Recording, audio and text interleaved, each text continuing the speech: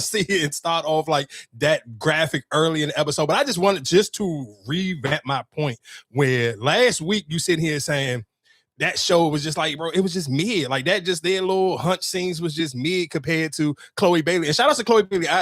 You know, one thing I do hate about the internet, I hate the fact that I was listening to her. She had a Breakfast Club interview, and she was kind of still just like super cautious on like how her arms and her legs and stuff look. And I hate the fact that we live in the era where it's like, bro, that ain't nothing wrong with that girl body. Again, for somebody who just when you watching these type of movies and they got sex scenes in it, and you watching the actual sex scenes, and you are just appreciating the woman pause and the man's body, you can't sit here and tell me that this girl is not beautiful. I hate the fact that in her mind she feel like she's self-conscious of what she kind of look like compared to, again, when I'm sitting here saying that, what is it, the Polly I Am Against or whatever the name of that show was on Netflix, where it's like them jokes was trash. Like Chloe Bailey, you still literally ain't no man. I'm gonna play this dude joke a little bit later. I just wanted to just sit here and bring that up because there's not no way on God's green earth that y'all telling me you watch shows and they got endless sex scenes. You can't like, it's cool if you got 1 hour. Some people may not care, but if you telling me it's up to 10 plus sex scenes in a TV show on a movie, dog, what the people look like matter.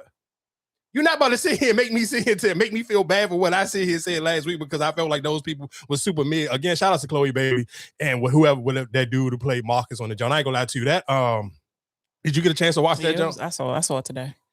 I'm not gonna lie to you. I mean, maybe it's different because you're a woman, but it's still kind of hard for me a little bit to kind of be like, because Chloe Bailey is still like, I guess when people look at her, and again, even when she do her interviews, when she did her interview on the Breakfast Club, they kind of talked about it. Like, it's so hard to unsee her as Chloe Bailey because it make you feel like she too young for you to be watching her have these type of. She's 27, so she's not young for real, but she's still young. But you still think of her like the little, like a little kid almost. And I kind of feel bad for her. So I do think realistically, the only thing I would recommend that I hope that she can kind of get an opportunity to do, maybe do like a TV show that's kind of like based on one of those relationship drama type of jokes. Like if she can get on like a weekly show this house, so kind of help people erase their mind of what they already kind of like just see her as and make you see. Because like when I see Coco Jones, and maybe again because I got familiar with Coco Jones through Bel Air, I see Coco Jones as an actress. I don't really see Coco Jones as like just some young girl on TV like they shouldn't be hunching this like.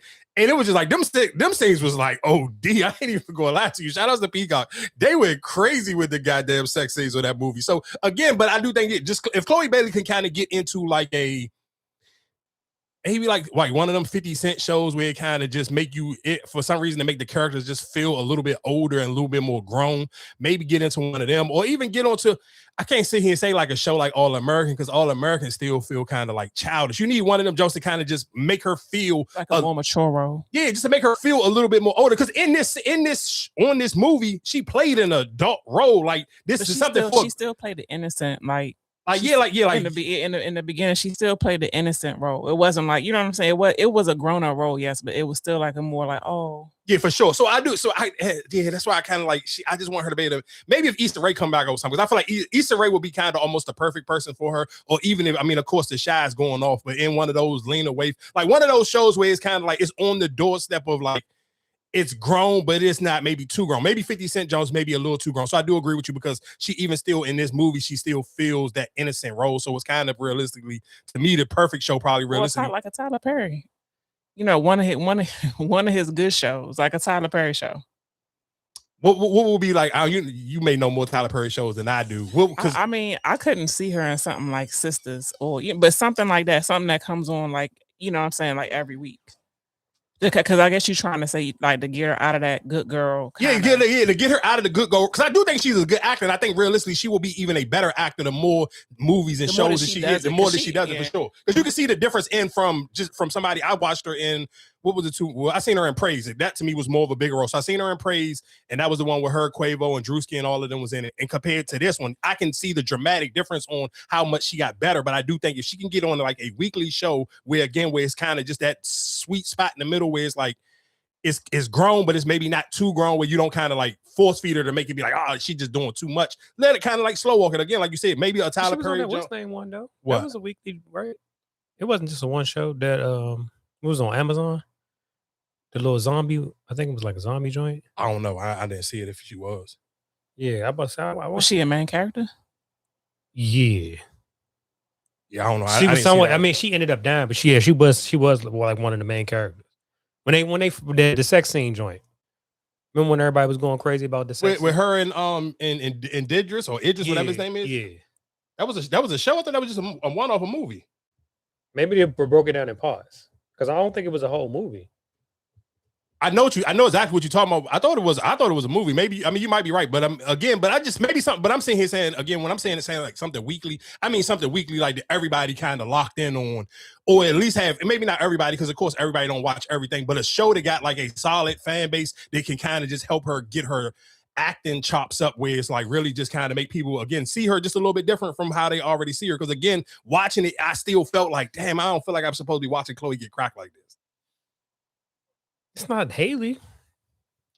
I mean, at one point in time, people felt like they was twins. They obviously ain't twins. I feel like people look at both of them and judge them the same way. I understand that she be on the gram, she be half naked and all that, but still watching her in this movie, I kind of was just like, I feel like I'm not supposed to be seeing Chloe Bailey get cracked like this. It was a good movie. No, for sure, it was a good movie. It was like, shout out to Tyler Perry for being smart. When she was on what's name, that was her first, right?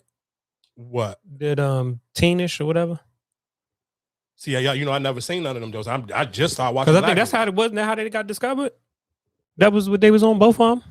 You might be right. You're probably right. I don't know, because I'm literally just started watching Blackish, so I would be the wrong person. But I think you are right. I know that they did get found on one of them type of shows. So, but to me, it's just those shows that's like too cookie cutter. Like you need a show to kind of like really make you, because again, you know what's so crazy? Because when I'm sitting here saying like how sometimes you can get pigeonholed too much. What's the light-skinned son that played on Blackish, Junior. Like I seen him, he on one of these other CBS shows, like he like in one of these police shows. Every time they keep doing the little, advertisement or commercials for the show, but I'm looking at him, I'm like, bro, I still just see Junior. So it's like sometimes like you can be in a big show or you can be a big personality, but if it's still looked at like very childish, you gotta still kind of be able to break that. You gotta break that mold. Locked into that role.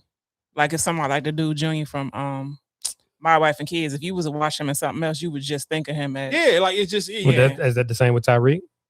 Yeah, but Tyreek Jones is at least like it's still a good window for him. Like you can kind of see him in certain things, and I'm sure he can still eventually get into something else where people kind of, maybe it might be a spinoff show like on some drug dealer stuff or something the case may be. But where you see Tyreek at, it's still a good spot where you can still that lane and that space is going to always be a good space to be in, especially as a black actor, because people always want to see drug dealer movies or super action jumps. So he can kind of play in all of those things. But for Chloe, it's just like, and listen to what I'm saying. This movie was a very sexual movie. So it's like, I just want to see her kind of just where I don't feel like when I'm watching this, I'd be like, damn, she's just like, I can't believe this Chloe Bailey getting cracked like this. That's all I'm just saying. Because it just feel like she still just seems so young and so innocent. Just watching it, that's the only thing, that would be my only critique. And that's something that she can't control. Only way she can control it is to do more movies and do more TV shows to kind of just get people more familiar with just kind of looking at her more as an adult. Because people like, oh, she too sex, like, oh, she be posting all the provocative and baby suit, like everybody, criticize about that, and then you saying like, because I think it is, she didn't portray that in this movie. In the movie, she was like a little innocent, like a little girl. Yeah, like you felt bad. Okay. You felt bad. So you saying that she was more of like a baddie or one of those type of. I'm not even sitting here saying it's not. Because I'm trying to remember her character in Praise. Was she? And Praise, that was her. That was perfect for her. Praise if you sit here saying something that how people view Chloe Bailey, Praise is the perfect movie for her. But you saying to be a actress and be able to get more roles and be able to, I do think she's going to be a big actress, but I think she just has to slowly but surely, like, it may be a little bit different. Like for some people who may see like, I don't watch what's the joint on HBO that all the people be watching. Then they say the kids be over sexualized on that Euphoria. Like Zendaya, I never watched her, so but I hear how people talk about it. People, the way I'm talking about Chloe Bailey, people out here, that's how they talk about Zendaya, because they seen her grow up on the Disney show or whatever the case may be, and with a lot of her castmates on that show, they look at them like, that's why they some people like, oh, I hear older people when they talk about, I know even shit, I want to say, even I think I done heard Joe sit here and say it's hard for him to get into that show because you didn't see Zendaya as a kid on Disney Channel. Nobody ain't trying to see her get slutted out on HBO, so it's a little bit harder. But for younger people, they don't see it no wrong, and that's maybe why that show was so big with a younger audience, because they don't look at Zendaya like, oh, she just a little girl, put some clothes on. So it's I guess sometimes, I mean, it may be with her age group, they may not feel that way about Chloe Bailey. But just for me personally, for somebody who didn't watch 2 of her movies now, and I think she's a great actress, I just think realistically she needs to get in something where it can kind of like solidify her to just grow up just in a little faster manner where you can kind of take her a little bit more serious, and some of those roles kind of won't make you feel like, damn, I'm watching like my little cousin or somebody get cracked. But again, like I said, that was a good movie. If you put her on like a Power, that would. Yeah, that's what I said. Like Power, anywhere between like the Power, the Issa Rae's, the Tyler Perry, where those people they already kind of got their own fan base, and their fan base is a little bit older, and their roles is a little bit more mature. But again, that's why I agree with Erica, where it's like Tyler Perry and Issa Rae, their characters is a little bit like right in between, where it's like, it's for adults, but it's not like too crazy. With some of the Power stuff may be a little too crazy. I don't necessarily know, like, if I was thinking of like who could she have played on the Tariq version of Power, maybe she could have played maybe Effie. No, Effie might have been a little too gangster. What was one of the other girls that was a little? She could have played Lauren. But that's still an innocent, like, oh, because you want to take her out of that. Yeah, no, but I do think realistically people don't. I think maybe because Lauren, maybe people don't look at Lauren like her character is gives you that because you didn't know who she was before that either. And that might be true too. But yeah, she was on Everybody Hates Chris. She was a little. No, but that's what I'm saying. But nobody, like I said, unless you seen the what's name, you wouldn't know that. You wouldn't pay it no mind. Like it's the first time. So I think that's right. But that's what I'm saying. It's kind of crazy. Like I get it if it was Haley because she played the Little Mermaid, but I feel like all the characters that Chloe been like, it ain't the kiddie role. It is not really a kiddie role. And when I look at her on the Instagram, and like I said, she's very sexual. She ain't innocent. You know what I'm saying? Like, but like in this movie, it wasn't. She didn't put that energy out there. Yeah, this movie almost felt like seeing her being sexual is kind of what throws it off. No, not even her being sexual. Maybe because again, like what Erica's saying is the actual role was like she was kind of green, like so she was green, so it was kind of almost like you felt like damn, she was kind of getting taken advantage of. But then at the same time, she kind of felt grown because it's like you getting cracked in somebody's house, like damn, it's a married. You cracking a married, like it's cool. The first time y'all hooked up, you didn't know that he was married, but now you see him saying you cracking this nigga in his house. He married his wife, his kid there, and the wife mother lived there. Like that's kind of crazy, dog. Like but again, that was a good movie. That was, and it kind of threw you for a loop because I definitely thought the movie was more going to be like, I guess just off the trailer and even the music selection they used for the trailer. I thought it was going to be a scary movie, to be honest, and it wasn't. It realistically was kind of like. It was kind of like a Tyler Perry movie on steroids, to be honest. Like when you really think about it, it's for Tyler Perry to attach his name to it kind of made sense because it was like. I didn't know that. I saw it at the end. I didn't know that was he had anything to do with it. Yeah, he probably realistically was just.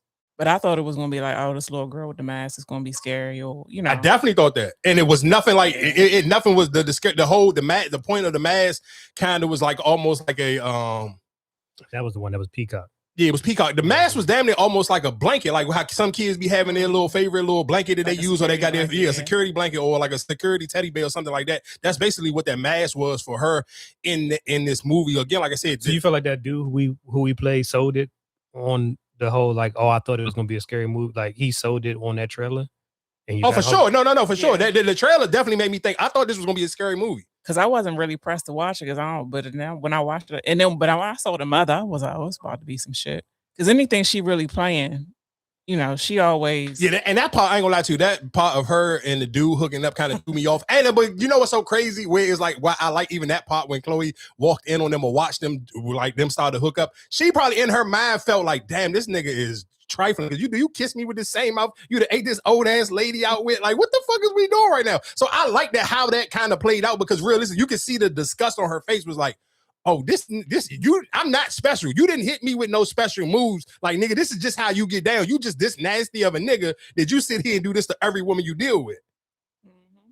And I'm not gonna lie to you, I kind of was mad that they kind of robbed us. I thought it was gonna be like some girl on girl shit. I thought the pregnant lady her and Chloe was gonna kind of hook up when they was in the bathroom or something. Or even when she started rubbing her neck and saying this gonna be the best orgasm you ever had. I kind of thought them two was gonna hook up or something. I was kind of that one.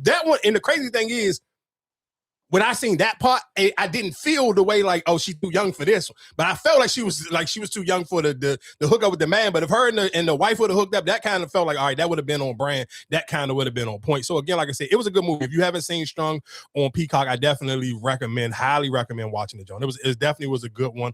Real quick, I got a clip of somebody talking about it, and we can get into. Watching Strung, I can confirm that the violin wasn't the only thing being played with in that movie, because they got it popping. And Strung is the new Blumhouse Tyler Perry collab that dropped on Peacock this weekend, starring Chloe Bailey, Lynn Whitfield, Coco Jones, and directed by Malcolm Lee. Malcolm Lee's been holding it down with Best Man, Girls Trip, all those type of films, but I'm glad that he decided to get out his normal bag and do this psychological thriller. Just on the surface level, this was about Layla, who was a talented violinist who got hired by a wealthy family to tutor their daughter, but then ends up finding that the family's hiding a lot of secrets, like how freaky they all were. Because this movie was labeled as a psychological thriller, but it really was a psychological erotic thriller, because I felt like every 10 minutes somebody was getting their cheeks clapped, which was cool because it added another level of tension to the film. I mean, they had tension all over the place, in the bedroom, in the bathroom, tension everywhere. The performances were dope. Everybody brought that energy. I mean, Chloe Bailey, she's really improving as an actress. I mean, everything was perfect, but she's improving. Lynn Whitfield, she brought that energy, that thin line between love and hate energy, very smooth. Coco Jones, she's also doing great as an actress. So not only can she sing, but she can act too, which is amazing. And then you have Marcus out here slinging his equipment around like he dealing cards. He's like, you need some, you need some, you need some. I got you. Damn right. But then there was also these themes of trauma and the masks that people wear and kids not feeling safe with their family. Plus it had all the psychological elements to it, the mental manipulation, the narcissism, and even some of the things that the daughter was saying. I was like, yo, she is really disturbed. And we can't forget the music, because it was a significant part of the film and it really helped establish this family with their elegance and prestige. Then they had the art. Real quick, Erica, do you still think the wife messed up the violin, or do you think it was somebody else now? Because I'm trying to wonder, did the wife really know that he was cheating? I feel like she knew. Because when they was in the tub, you thinking they was going to do a girl on girl. I thought she was going to try to drown her or something. Oh, after she seen the hickey? Mm-hmm. So I think the wife did it. I think she knew. And that's it's a good, because it could have been the mother. Yeah, because that's what I was wondering, like if the mother knew the whole time, or the mother was kind of realistically the ringleader the whole time and kind of knew, like she was the one who was orchestrating everything. I wondered, was it the mother who kind of messed it up? Because that kind of played into the way that they wanted the whole storyline to play out. So again, like I said, that to me, it was a good movie. I'm trying to think like what's some. Yeah, it was good. I just think people should watch it. I definitely think people should watch it. What else would I had on top of my brain real quick while we was here? I guess let's just get into some regular topics real quick, and then we can get into some more TV shows. One of the bigger stories that was floating around on the internet was LeVar Ball and his wife calling it quits after 30 years. So I want to play some people's opinion via social media, and I kind of want to get y'all take on. Could you, what would it take for you to sit here and say, I'm gonna call it quits after 30? Because 30 years is a long time. And I feel like when you've been married for 30 years, you kind of know for a fact, especially both of them, because both of them are not in the greatest health shape. And that's one of the reasons maybe why I don't necessarily know if I would have called it quits. I keep seeing videos of guys on her crashing out because LeVar Ball's wife left him. They cannot understand why after 30 years of marriage, and he's such a great father, why she would have left. But all the women know. First of all, LeVar Ball is insufferable. He's insufferable. His ego, how he talks, you could just tell that he has made this woman's life a living hell. All the women understand completely why after 30 years you would be like, I'm cutting my losses and getting the fuck up out of here. I raised the kids. I did all the things. We got them all where we need to go. I'm fucking leaving. Look, the guys are like, now that he got his leg cut off and listen, it has nothing to do with that. All you have to do is listen to one interview with him. And as a woman who, if you have been married at all, if you have loved a man at all, you know exactly why after 30 years that she decided to listen. I only got one life to live, and it is not worth waking up next to your ass for the rest of it. I take my chances in hell before I stay here for another minute. Congratulations, sis, on your freedom. And the man cannot seem to understand why she would have done that. Why would she be tired of his bullshit after 30 fucking years of dealing with it? But I noticed none of them commenting on the fact that he already has another woman living in that house, and he's treating her just as horrible as he treats every other woman because his ego is so huge and his brain is so small. Like, none of the guys are commenting on that. They just dogging her for finally leaving. Look, man, we not sticking around no more. We're not sticking around no more. We're not putting up with the shit no more. We've had a damn enough. Congratulations, sis. Sis finally chose herself. And that's why y'all mad. There is a glow, there is an aura, there is new life that comes on you once you get done finally serving a man and bending over backwards to make him happy and closing your mouth and looking the other way and going behind. Like the freedom that comes after that is unmistakable. It's unmatched. Women will have a post-widow glow. Cheryl Savannah ain't never looked so good since her husband done passed away. Girl, it's just when you get done tap dancing for a man, when you get done stepping and fetching and over. All right, real quick, and before I play any other clips, do y'all got any thoughts on it? But real quick, I do want to sit here and remind people, because I'm sure a lot of people may not follow the Ball family, maybe as much as some people have, but they did have their own show on Facebook. What was it called? Life with the Balls or Ball something? I forgot what it was, but they had this show for a couple of years on Facebook. I want to say damn near almost LaMelo's whole high school career. They had a show on there, maybe even a year after that, huh? I want to say before. It might have been going in Lonzo rookie year, I think. Because when did LaMelo? Because LaMelo went overseas. So yeah, so I want to say up to at least. I want to say. That show was at least on for like 3 or 4 years on Facebook. I do know that for a fact. And real quick, and I guess my thing is for people who may not be familiar, because when I was listening to Joe Budden and them over the weekend, they didn't know how severe the stroke was. Let's be clear, the mom couldn't walk. The mom had to use, so the stroke that she had was it was like one of those real bad strokes where she had to use a walker to be able to move around. So I don't want people to sit here and think that this is just like, I hear what this lady be saying, and again, everybody may look at it a little bit differently, but again, for people who watch the show like myself, LeVar Ball was literally like catering to this woman and really like holding her down and still at the same time raising his kids and still showing up for his kids as a full-time dad and also being the spokesperson and the promoter for them and building up and hyping them up before they all got drafted to the NBA. So again, like I said, if you, as a woman, if you watching it just off of, even if I'm going off of how this woman is talking, like if you just going off of his machismo and bravado via like interviews and stuff, because he is a very loud and obnoxious person. He has a huge personality. So I can get it. If I'm a woman and you just watching his interviews and watching his interactions, and it's not even interactions with women, it's interactions with other men. He's very loud and obnoxious with whoever and everybody. So I kind of can understand, like, yeah, I don't necessarily know if I would have wanted to sit here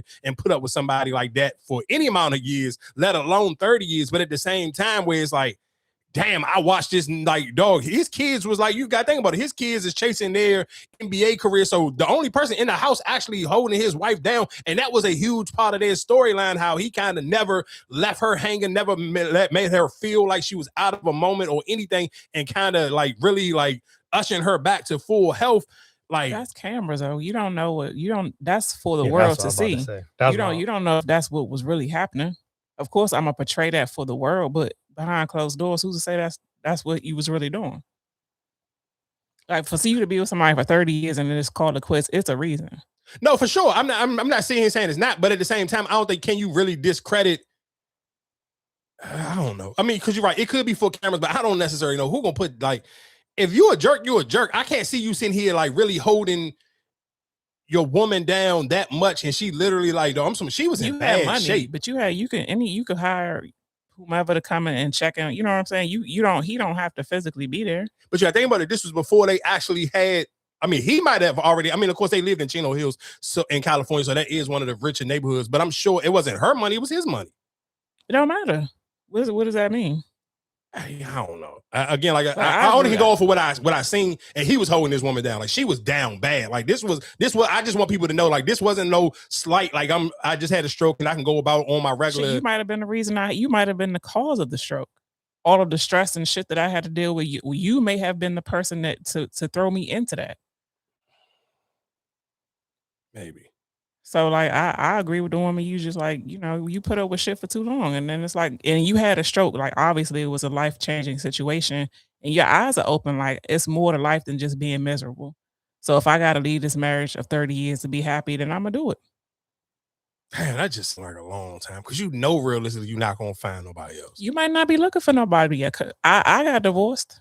I wasn't looking. I'm not getting divorced to say I'm about to be out on these streets and find somebody better. I got divorced for my peace of mind. But you're not old neither though. You still got a lot of life to live. It could have been 30 years, whatever it was. Like, I'm not divorcing. That's what people fail to realize. But when people get divorced, 9 times out of 10, it's not because I want to be with somebody else. It's because I want to be happy. Like, people are dying all around you left and right. Why do I want to be miserable for the rest of my life? My kids are good, right? We everybody's off doing their thing. We did what we were supposed to do. So now I want to be happy. You're not making me happy, and I'm not looking for nobody else. I want to be happy. I'm not dealing with this shit. I'm not dealing with the stress, the headache, like none of that.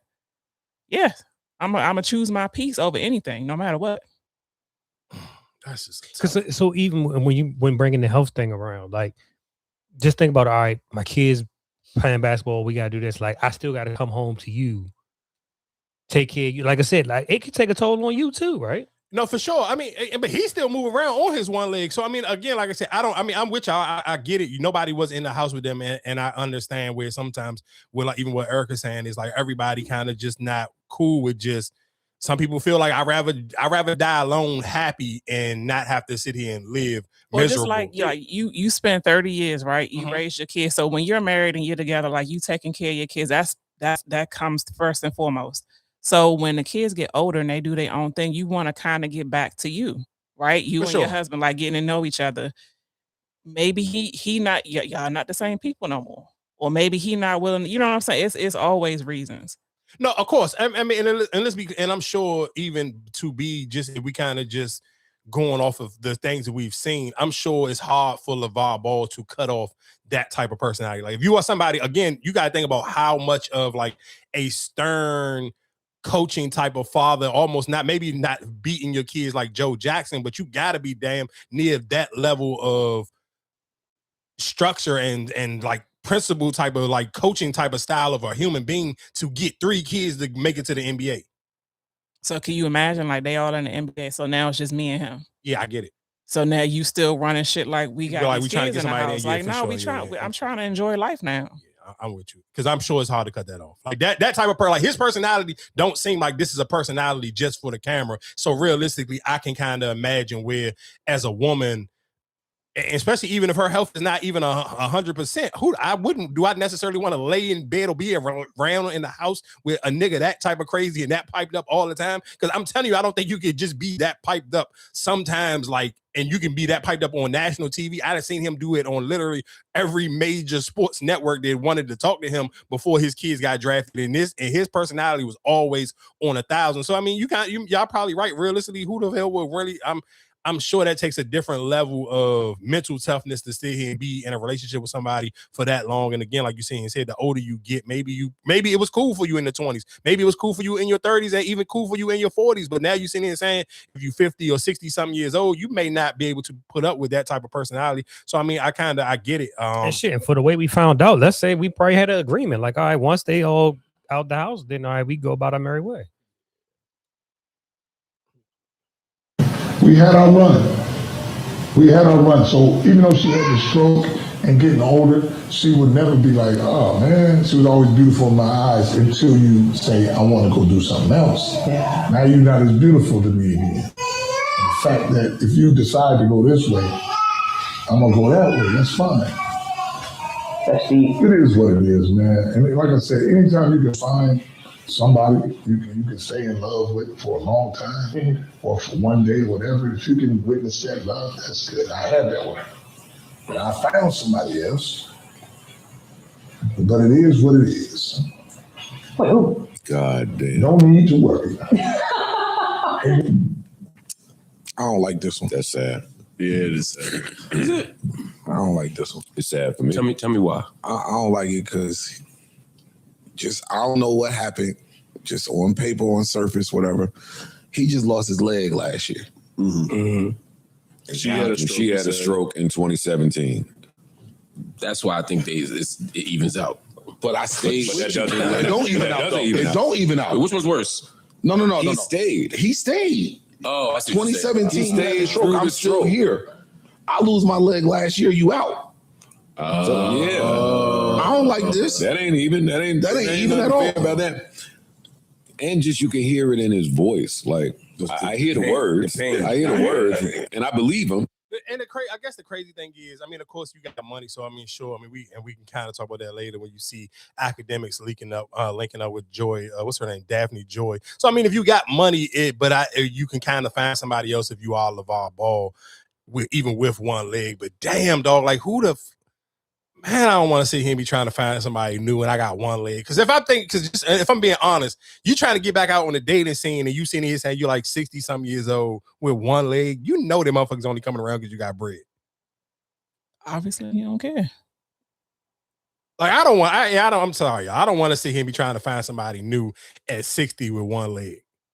Might not be trying to find nobody new. You just living your life. You might not want to settle down again. You might. Well, he said he didn't phone him. I mean, he dealing with a new woman, but yeah, I wouldn't want to do it. I ain't gonna lie to you. Ain't no way in hell. Now they're 60 with one leg. Because you know genuinely nobody's coming just for you. Any woman who gonna deal with LeVar Ball today is only dealing with him because he's LeVar Ball. And the one that was there with you probably treat her like shit. So there you go. Enjoy the dating scene. What can you say? You had somebody that was down for you. That's a rough one, though. Just imagine you talking about 60. Let me see how exactly how old LeVar Ball is. With one leg, he got to be in the 60s. LeVar Ball. How old is he? Oh, he only 58. I ain't thinking of that.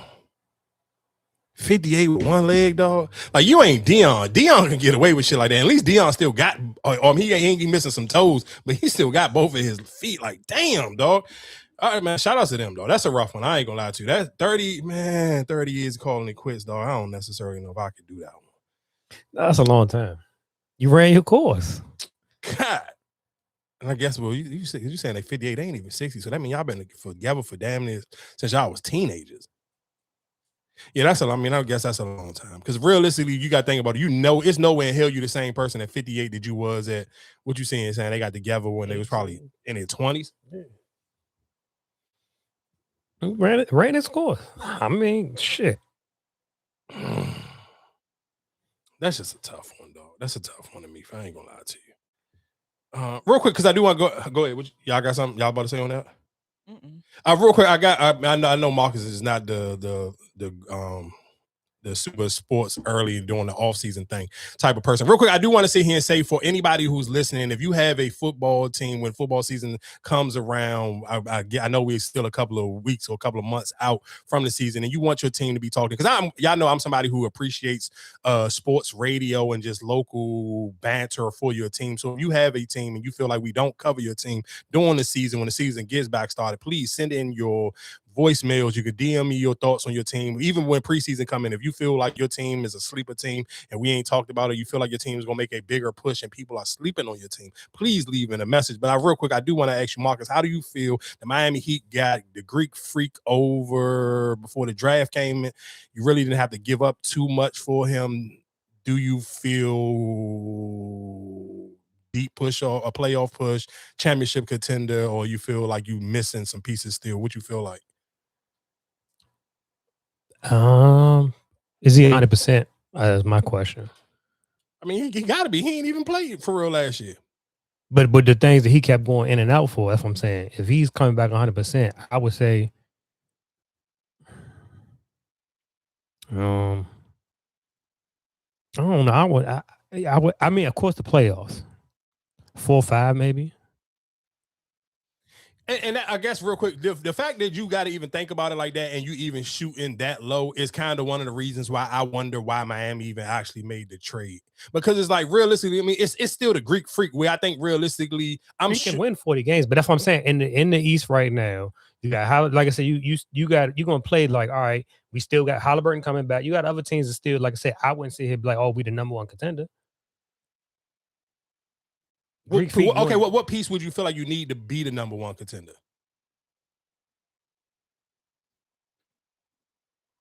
I think you probably need another star. You would need another star. You need another star. Would you be okay with like a solid? What other type of star would you feel like you need then?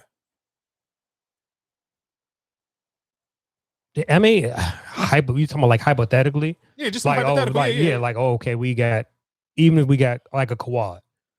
Something like that. Like you have, like I said, I feel like. Yeah, I don't think you need another. No, I'm not. But not him. Not him. Not necessarily him. But I'm just saying that right now. I wouldn't say, like I said, Ja. Okay, that would be great. The look playing the video game, but I don't long stretch. I don't know. Yeah, I don't think you. I think even the reason why I say I don't think you need Kawhi. I don't even think you would need somebody like Ja. I think you kind of need somebody to help you stretch the floor a little bit. I think you probably need a real solid 3-point shooter because. I mean, see that's something I wouldn't look like if you give me like a Klay Thompson right now. I would take a Klay Thompson on a vet minimum. It's a lot of shooters out there. Like I said, nobody picked up. I would go get Malik Beasley. Man, he ain't get picked up after that whole thing in Detroit. Yeah, so somebody like that's cool. Yeah, somebody like that would make sense. Like, but I still think we need another. Like I said, when they're not on the floor, I need somebody else that's going to be consistently like. Even Bradley Beal wouldn't be. He's always hurt. But I'm saying somebody who still got something in the tank, I would take. Yeah, I'm with you. I just think you do need a shooter. I don't think even something like again for Ja and Kawhi. I think both of them are their stronger parts. I mean, of course, because Ja ain't nothing but a smaller version of the Greek Freak. He's kind of more. I need to get to the basket and dunk on niggas. And Kawhi is more of a mid-range type of dude. Where I feel like what's my man name? Bam got a decent mid-range. So I don't think you need another mid-range type of situation. I do think you need somebody to kind of help stretch the floor a little bit. So I'm with you. Even the people that you sit here and say, even though with the injuries and with them being old, a Bradley Beal, Klay Thompson type of person who can kind of just stretch the floor. And you don't need them. You don't need none of them to play more than 40 games for real. You just need them for the playoffs to make a real playoff push. And I'm with you, even with the Malik Beasley thing. I think all of those three people that you name, all three of them are decent people to kind of just help you stretch the floor. Because I think you got niggas who can get you buckets when they not even. I mean, what's my man name that came from the Clippers that played for y'all last year? He was hooping. Yeah, Norman Powell. And even what's the young boy, number 45? Every time I seen this nigga, he be getting buckets. Mitchell. Yeah, he be getting buckets. So it's like I just think you just need somebody like and that's what I'm saying. But Miami's known for finding pieces that off the G League. You know what I'm saying? Like that's a thing today. That's why I'm saying I'm not worried about them filling out the bench. Like I said, if you ask me what else, I would take, like I said, even with them throwing around LeBron, like I would take a LeBron right now. You at the end of the year, this probably be your best. Like I said, I would take that right now. Your last run, like I would take that right now. If I'm not giving nothing else up, like, oh, he just come. Yeah, I would take that. Yeah, and then I guess my last little, we can come back to basketball in a little bit, but I ain't gonna lie to you. For everybody, it'd be certain players that should be happening in like on NBA that would make you want to buy 2K, man. Anthony Edwards and motherfucking LaMelo Ball. Goddamn, boy. If they don't do nothing else, it's gonna be a hell of a time to play some 2K with them niggas. I ain't gonna lie to you. Or even my two teams that I'm going, my season with them both of them. My two teams that I will watch this year coming up, that I'm gonna watch a lot of games is the Minnesota Timberwolves. Anthony Edwards and LaMelo Ball is gonna be must see TV. I know the NBA happy as hell that they made that trade early before they do national TV games, because I promise you they're gonna give the Minnesota Timberwolves as many goddamn national TV games as they possibly can. And then the Washington Wizards. If the Wizards can keep Anthony Davis and you can keep what you got, I think the Wizards definitely will make a deep playoff push. I think if Anthony, who is in his head? Who, Anthony Davis? Yeah. What you mean? Like I just keep hearing reports like he don't want to be there. He don't like. But I'm like, why wouldn't you want to be there? Like right now, there's no pressure on you. But I haven't heard nobody say that, and I haven't heard. I heard a lot of chatter like him trading. Oh, they're gonna trade him to Portland. I've been hearing a lot of for Anthony Davis' name, a lot of trade talk. But I mean, I feel like he one of those people almost where it's the Jaylen Brown thing. It's a lot. You always hear a lot of trade talk around them. Like, but look how many times he been traded. So that's what I'm saying. I wouldn't put it past. Like I just feel like he might come off where I'm not happy or I haven't even touched the floor. Like I don't want to be here. It's like that's why I kind of feel. Yeah, he'll be an idiot for that. Because this, to me, I don't know what other team he can go to right now where you can sit here and say you could be a legitimate championship contender team if you can stay healthy. If Anthony Davis can stay healthy, you can make the Washington Wizards a championship contender team. There ain't no team. If I'm just going off of paper and just what I see right now. I would say playoff. I wouldn't say that not in the play-in. Maybe like that 6-7. For a healthy Anthony Davis, he played the whole season. I can't see because Anthony Davis fucked up. But because it's I don't see him getting that high. The Wizards ain't been that high, and God knows. Yeah, but I think because it's the Wizards, and so I think a lot of people are sitting here saying that because it's the Wizards. But I'm just saying, screw the name of the team. If we just talking about, if we don't take the name of the team away, because I do think a lot of people are judging it because it is the Wizards. So you kind of almost putting that stink on them, like, well, the Wizards don't deserve nothing nice. So I get, and I understand they haven't earned no reason for people to give them the benefit of the doubt. But again, let's just take away the name of the team. We just sit here saying, just if it's Anthony Davis, if Anthony Davis and Trae Young can stay healthy, there's no way in hell you sitting here telling me minus the team. If you didn't say the name of the team, and they was just two random niggas playing on a basketball team, a healthy Anthony Davis and a healthy Trae Young, there's no way you telling me right now in the East, especially if Boston mess around and get rid of Jaylen Brown, because you ain't gonna get him for nothing. The best thing you could have got back from him was the Greek Freak, and Miami got him. So whatever you can get rid of Jaylen Brown for. So again, I think that I'm taking those two against any other two any given night. I just not even talking about what AJ go out to do. Ain't even talking about none of the other young players that they showed you last year that they can play. The Wizards showed you that they was taking a lot of them games last year, because there was a lot of them games that the Wizards could have won. But they showed you that they didn't want to win. So again, like I said, I think I'll put them like 6-7. I ain't going. No, that's a big jump from the number one pick to the number. You talking about number one seed in the East? That's a big time jump. I can't see that. Man, I don't think. Healthy Anthony Davis, who it's not a better center on the East, better than Anthony Davis. He was arguably one of the best centers in the West. So if you see him say, I'm going from the West to the East, man, Anthony Davis going to eat like a fool. That's why I'm with you. I don't know who in his brain that make him. I haven't heard him say nothing. And I listened to enough of, what's my man, Rich Paul, I never heard him sit here and say that Anthony Davis don't want to be in Washington. And nigga, he can't stop talking. And he one of them niggas, I feel like, if that was something, if that was a trade room, or if that was how Anthony Davis really was feeling, I felt like Rich Paul would have been saying something. And I haven't heard Rich Paul say nothing like that. So I can't sit here. I'm only going to go off of what I haven't heard nobody say. I'm not going off of niggas just putting out rumors, because we see again with Jaylen Brown, people put out rumors every day about athletes getting, even sitting here saying like Ja Morant. You can't tell me Ja Morant's status has went down and Jalen Brunson just won a championship. Jalen Brunson has just opened the door for the reason why Trae Young just got paid. No, but I feel like Ja Morant's status had he played this season, his trade value probably would be better. Right, but they didn't let him play, so it's like, how can my trade status go down? But that's why even me and Matt was talking about it yesterday. I'm just like, dog, I don't see. If you think about, you look at these other teams, who really you going to give up for a job right now? I think the only one where you would actually get something back if I traded him to Dallas for Kyrie. Other than that, who do you really think you're getting a value? Who would you get back? Oh, I mean, I don't necessarily know who you'll get back or no value. I don't know about that. Because I'm just saying, because everybody else you got a point guard. Like you go down all these teams, like where do he really fit in for real? That you would need him.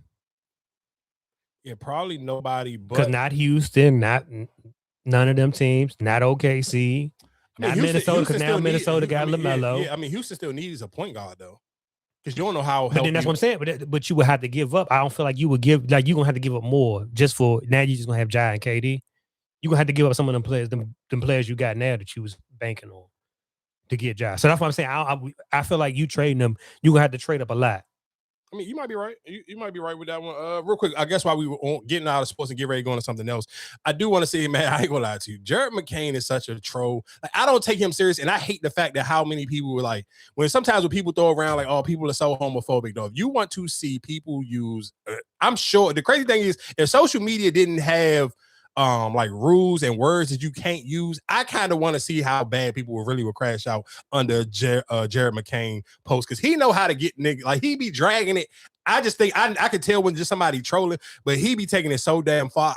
He brings the worst out of niggas, and he bring every homophobic man. If you sit here and just can't take a joke, or you sit here and just hate, like, you got, man, this nigga is hilarious. What if I go broke and I got no more to spend on you? Over me and then you just get out of the dark. Really, I swear you in New Orleans too hard. Why ain't you and all your girls falling apart? Put it on your... No, this nigga is literally, for people who don't know who Jared McCain is, Jared McCain, of course, was drafted by the 76ers, ended up getting traded to OKC. He was absolutely hooping in the playoffs for OKC, but he's in this video, on this TikTok video, with a bright red bonnet on, some red sunglasses with the red lenses, and his bright fingernail polish, and he's literally laying in the bed singing some goddamn Drake songs. Man, dog, this nigga is hilarious, dog. Because I understand that he trolling. I know he trolling, because there's no, like, just for you to sit here and be like, why are you singing this song like this? And when you get these bright ass fingernail painted with this guy, you don't even have no reason to have this bonnet on. So I know for a fact you trolling. It doesn't do nothing to me, but it's just the fact that you can see when they post these videos, or you go in his comment section, bro, it be so many people just like losing their body over how mad they are. This nigga just having a good time. Like, bro, he's hilarious to me. I ain't gonna lie to you. That shit is funny as hell to me. Where I want to go real quick. I'll wait for her to come back. Let's go Jay-Z real quick.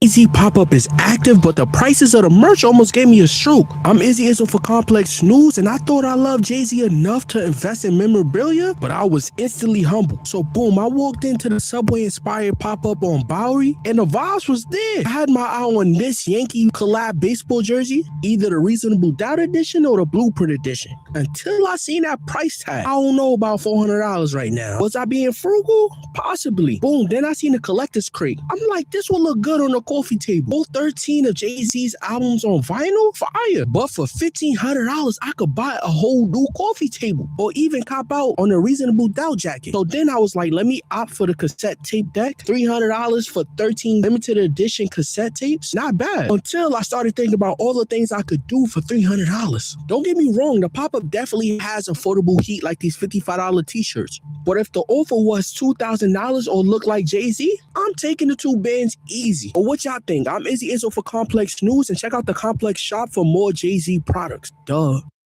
I ain't gonna lie to you, dog. Man, Jay-Z got a different type of fan base, and even for the prices for some of that stuff. I mean, I guess it's not real fans. You got to be a real fan, but I don't necessarily know. Like, but like we say, we clown on that. Some people are big fans, though. I tell you all the time, them wrestling belts be like $8,000. So you think about it, though. People want to spend it if you're a real fan of it. Okay, so I guess my question would you buy the vinyls even if you don't have nowhere to? If you don't have a vinyl player, like would you buy them just off the strength just to have it? Yeah, if you tell me it was like a whole set of it, like just a collection, like how a lot of people just collect them and just put them on their shirt. That's what it is. It's basically case. It's a case. It's a crate, but it's inside of a case, and you get all Jay-Z. You get all 13 of Jay-Z albums as a vinyl for $1,300. Yeah, and because that's not bad. Like, because just to think about it, it's probably limited. Ain't too many people going. What's the name? No, for sure. No, but it's still high because let's think about it. The normal vinyls, even when we talked about his Target Joan, that's $40. So you sitting here saying you basically damn near putting an extra $60 for each one of these vinyls. Because like when you buying them bundles that everybody's selling on nowadays, the bundles, and they be like what $60, $70, $100 for them vinyls already. So like I said, you talking about all 13 of his names of his albums? That's like $100 a piece. I'm trying to relook at how this cover. I mean, this Jones real quick because I want to say it looked like it's in not a glass case, but it's like it's the crate, and then it looked like the crate was in something else. It was like a custom crate almost. I'm trying to hold on. The crate. I'm just trying to see what this crate looked like again. Because I'm definitely not paying $400 for no baseball jersey. That's dead. Yeah, so it's like it's a crate. It's a Jay-Z crate. Now, if it come in this little glass case, then maybe. But if it just comes straight bare in this black Jay-Z case, you just gotta be a fan. Because I'm not gonna sit here and say what you not like. I get it. Because if you really a fan of somebody, and I guess maybe because it's a pop-up, so you didn't have time to just randomly drop the $1,300. So maybe if he would have had it like priced out as like, okay, I'm going to drop this in December. And if you're a real Jay-Z fan and you could just drop the $1,300, I think that probably would be a little bit more realistic. But if you just sit here saying like, hey, I'm going into a pop-up shop, and somebody probably in your mind you may be like, oh, I'm cool. I ain't mind. I'm gonna spend like $200-$300 in here. But you sitting here saying basically. That's what I'm saying too. You can't get nothing out of here for no $200 or $300. That's my crazy point. Out your mind. If you thinking, I think any pop up or merch, you talking about only $200, you should get a keychain. Yeah, because of this way Jay-Z. But I'm just saying anywhere. But okay, so think about it. If this was, let's sit here and say if it was like a Tyler the Creator, because Tyler the Creator is somebody who got like crazy merch, or even an ASAP Rocky. I'm sure somebody would have thought, well, maybe I could at least get a T-shirt and a hat. $200, a $100 T-shirt, even if the hat was $100. Cool, $200. And I still think that's kind of high because I think realistically, maybe a $100 T-shirt and maybe like a $60 hat. Man, the merchants be making money. That's why I say I'm not surprised at the price. And you talk about, like I said, it's limited edition. You ain't getting no shitty, you know what I'm saying? This ain't Five Below. You're getting good quality. No, for sure. Of course. And again, as somebody I'm just like opening I'm pretty sure I wouldn't open it, but just imagine pretty sure it don't look like your regular vinyl. It's probably the little clear joints. You know what I'm saying? Like that's what I'm saying. I'm pretty sure they put the effort into it. You ain't getting nothing cheap. So I would pay the money. No, that's what I'm saying. I think the only reason why people complain about it maybe just because of the strength of it. I don't know how many people just got 1,300 just laying around. You'd be surprised. So, but again, I think let's be clear, I think if it came out during Christmas time, I think that people wouldn't even thought twice about the price. When is the pop-up? When is the show? July 10th, 11th, and 12th. Yeah, so just imagine the merch they're gonna be saying. I'm pretty sure you ain't gonna find nothing for $100. No, of course, but that's what I'm saying. So by then, I'm sure it will be all of that stuff is set out. I'm not saying people don't got the 1,300, but I'm thinking if most people, you got to think about, he just randomly put through the dates out for this pop-up in Brooklyn or on this little train station or whatever it is. This was just a random joke. So I'm not saying that people don't got it, because I'm with you. I think, man, shit, look, nigga, I know for a fact I done spent over $1,000 this year just on Angel Reach shoes. I ain't went nowhere. They just be in here. I just be changing them out every time we making videos. So I'm not sitting here saying, I'm sure that people would spend it, but I think just realistically, it's just you kind of catch niggas off guard where it's like, oh damn, I wasn't planning to spend the $1,300 this week. But I'm just saying, if it's still an option for people when they go to New York and it's still that's just like them New York Knicks jacket. Just imagine when they first came, when French Montana and all them first had them shits on, people was laughing at that shit. But just imagine that now, how much it probably is for them jackets. Like I said, and everybody probably going, like I said, I'm gonna spend it because they won a championship. So that's what I said. Sure. I don't see them. Like I said, if you're really a fan and you're a collector, you will buy that. Yeah, I'm with you on that one. I guess real quick, because we was just talking about sports a little bit, I do want to kind of go back into this little conversation that they was having about. So, of course, because the young boy AJ DeBonta is the #1 draft pick for the Washington Wizards, and again, it's some athletes that just get people super excited, because I ain't never even seen the Wizards have no draft party. One, and then I have never for real. Mm-hmm. Yeah, they do it. The Commanders do it too. No, I know the Commanders do it. No, the Wizards do it. This is my first time ever seeing the Wizards do it. They did it at the Anthem, and that joint was jam packed. Like that shit looked like. I think that's where all these be at. Oh, I never knew. This is my first time ever seeing it, but it was at the Anthem, and of course the joint was sold out. And then they did something else outside the other day, and there was endless people out there. He was out there signing autographs and all of that stuff. He was at the John Wall. They cut the ribbon at some court in Southeast. Wherever he was at, a lot of people had showed out. So people are definitely. I was just on the way back here to the house. I seen they got a billboard up of him. Yeah, people buying into it already. So but it wasn't even in the Wizards jersey. It was in his BYU jersey. It was a Nike ad. It was one of them little digital joints. It was a billboard.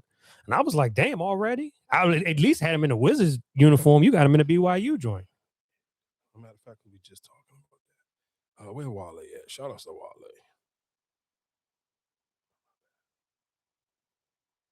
We know it takes. And some people see something historic and think it's destiny. And we know it takes decision. Blue chip over blue bloods, chasing the best competition, again and again. Long before the rankings, attention, or any of that, it starts with one decision. Take the craft seriously. That's how you make this. And when the greats decide to do something truly monumental, they do it in DC. Ladies over. And again, shout outs to Nike for having Wale do this and doing right by Wale. I just love the fact that Wale just slowly but surely. I know he probably felt like it took a long time, but him slowly but surely getting his recognition, just even in the sports world, where they kind of just showing him love and him showing up. And maybe this is him kind of just stepping out on his own, and that may just be even off the strength of that he got his new manager, and his manager is Kaz, and Kaz is one of the hosts on 7 p.m. in Brooklyn with Mello, and he also does. That's his manager, and he and also Kaz do NBA TV. Yeah, he do NBA TV. He did do New York the Knicks joint at one point in time, but now he do Hot 97. So he was one of the people who took Ebro and them spot on the Ebro when they was doing the morning show there. So again, I ask, how was that doing? I was going to ask you that because I haven't seen no. I mean, I really honestly don't watch it because Ebro and them kept there. I mean, they just eventually just took their joint just to the podcast app. So it's kind of like I only could listen to, but so many just kind of like radio kind of based, because I already listened to the Breakfast Club and I still already kind of listen to Ebro and them. So nothing really, I haven't seen like no clips or nothing that made me feel like I gotta go still look and see if like listen to the Hot 97 joint. I honestly don't even be thinking about it sometimes. Like I literally would have never thought about it if we wasn't just talking about Wale right there. But yeah, I want this clip real quick of is when an OG could have publicly been a better OG. And I mean, no disrespect to the brother Steven Jackson. Watch this video. You can't be co-signing murder music publicly, brother, when you know better at this stage of your life. This is how toxic norms get passed down in our community. This the number one pick in the NBA draft, AJ DeBonson, saying he loves listening to murder music before his games. Watch this video. What do you listen to before the game? Murder music. He said murder music. Yes. Who are some of your artists? Give me a couple of your artists.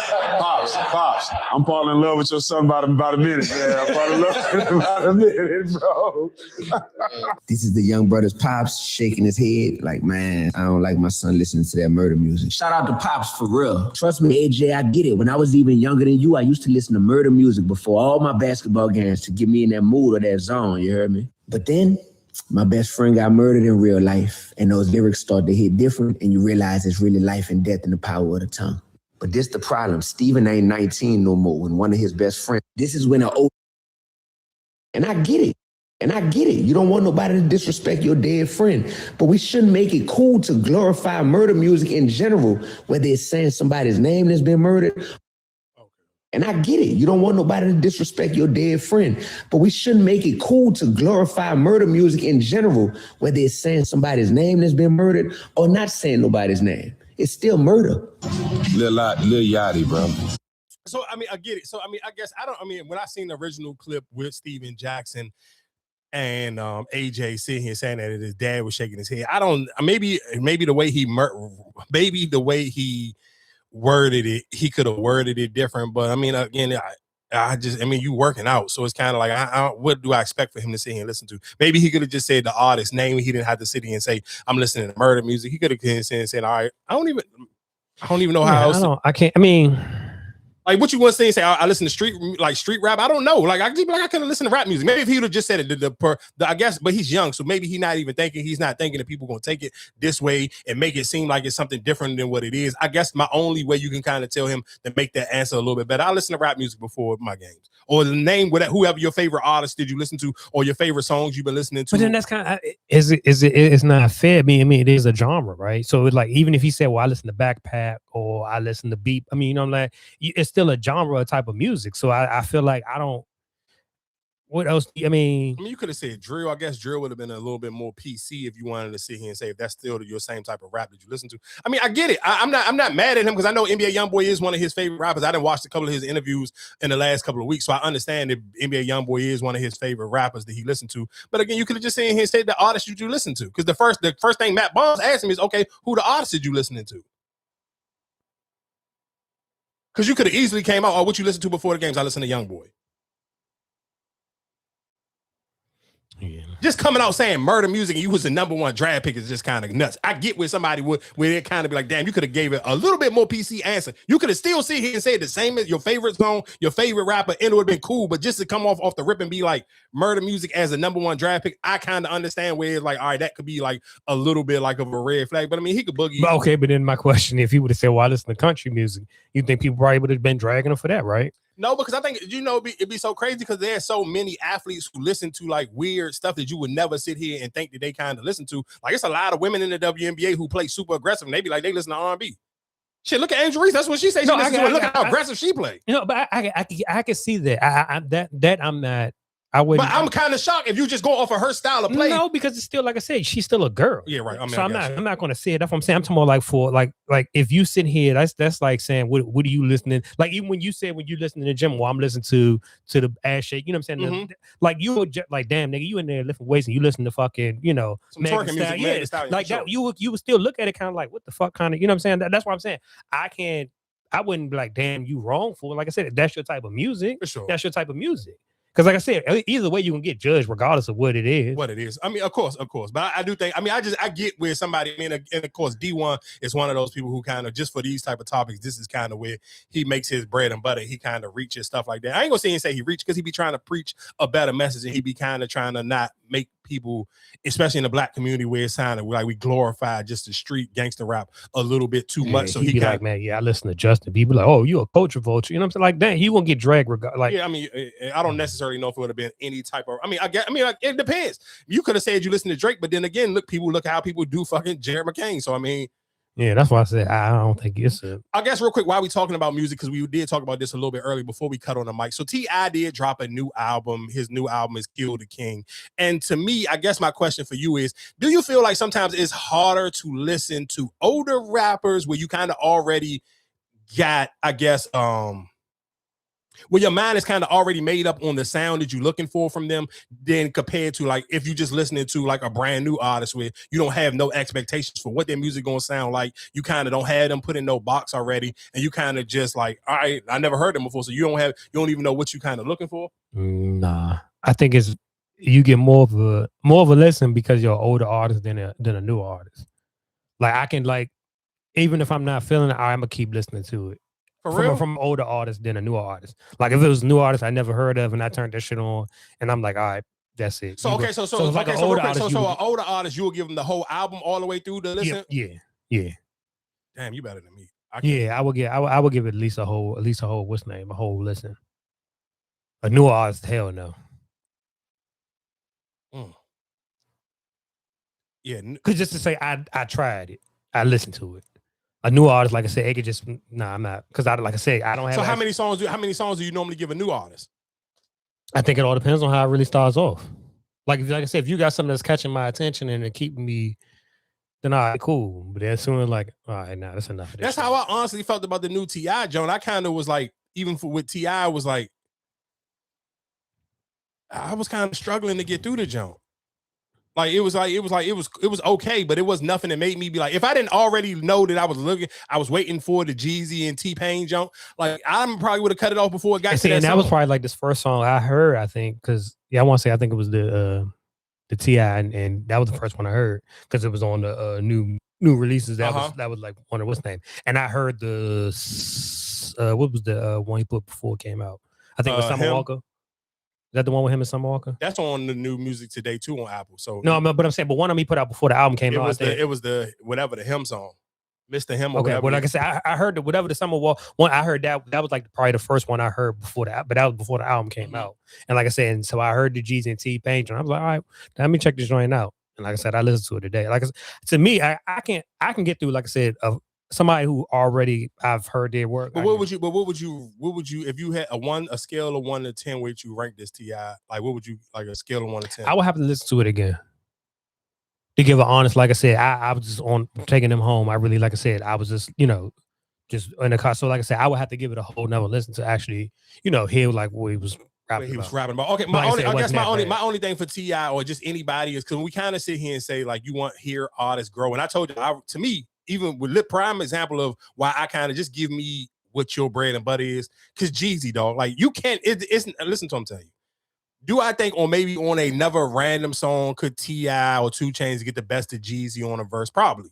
But we talking about a song that's just literally the hook is about selling dope, and this is a drug dealer song, and this song is dedicated to the trappers. Bro, I don't necessarily know this. I don't care if you feel like these people are better lyrically on maybe just another random song. I think on another random song, 2 Chainz and T.I. may be able to get Jeezy, but a song that's catered on some early 2000s type of T-Pain on the hook, and this kind of reminds you of like an old DJ Khaled type of song, you can't get nobody to give you a better drug dealer verse than Jeezy, dog. I'm talking about he cleaned T.I. and 2 Chainz up. I was like, damn, Jeezy. Like, this is what I want to hear from Jeezy. I don't need no experimental, nothing else from Jeezy because it'd be like, I'm cool. Like, this is what I want.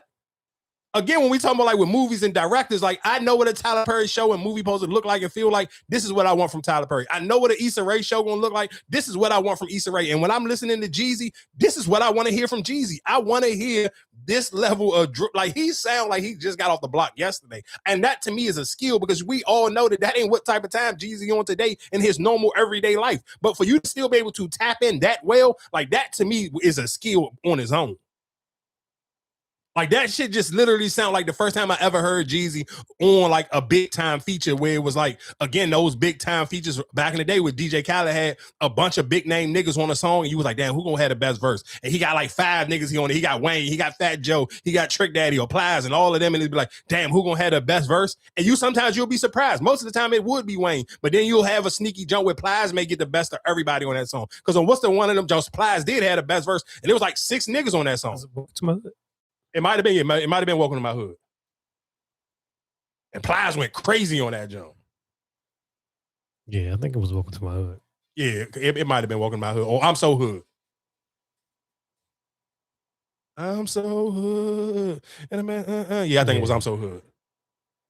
Plies went crazy. Which one of them? That's when he was on the video. He was outside the dump. I mean, he was on the dump. Yeah. Plies went crazy on that song. So again, that to me was one of them type of feelings when I'm listening to this T.I. and he had the joint with Jeezy. And the song with him in the Dream, it was cool. Like that.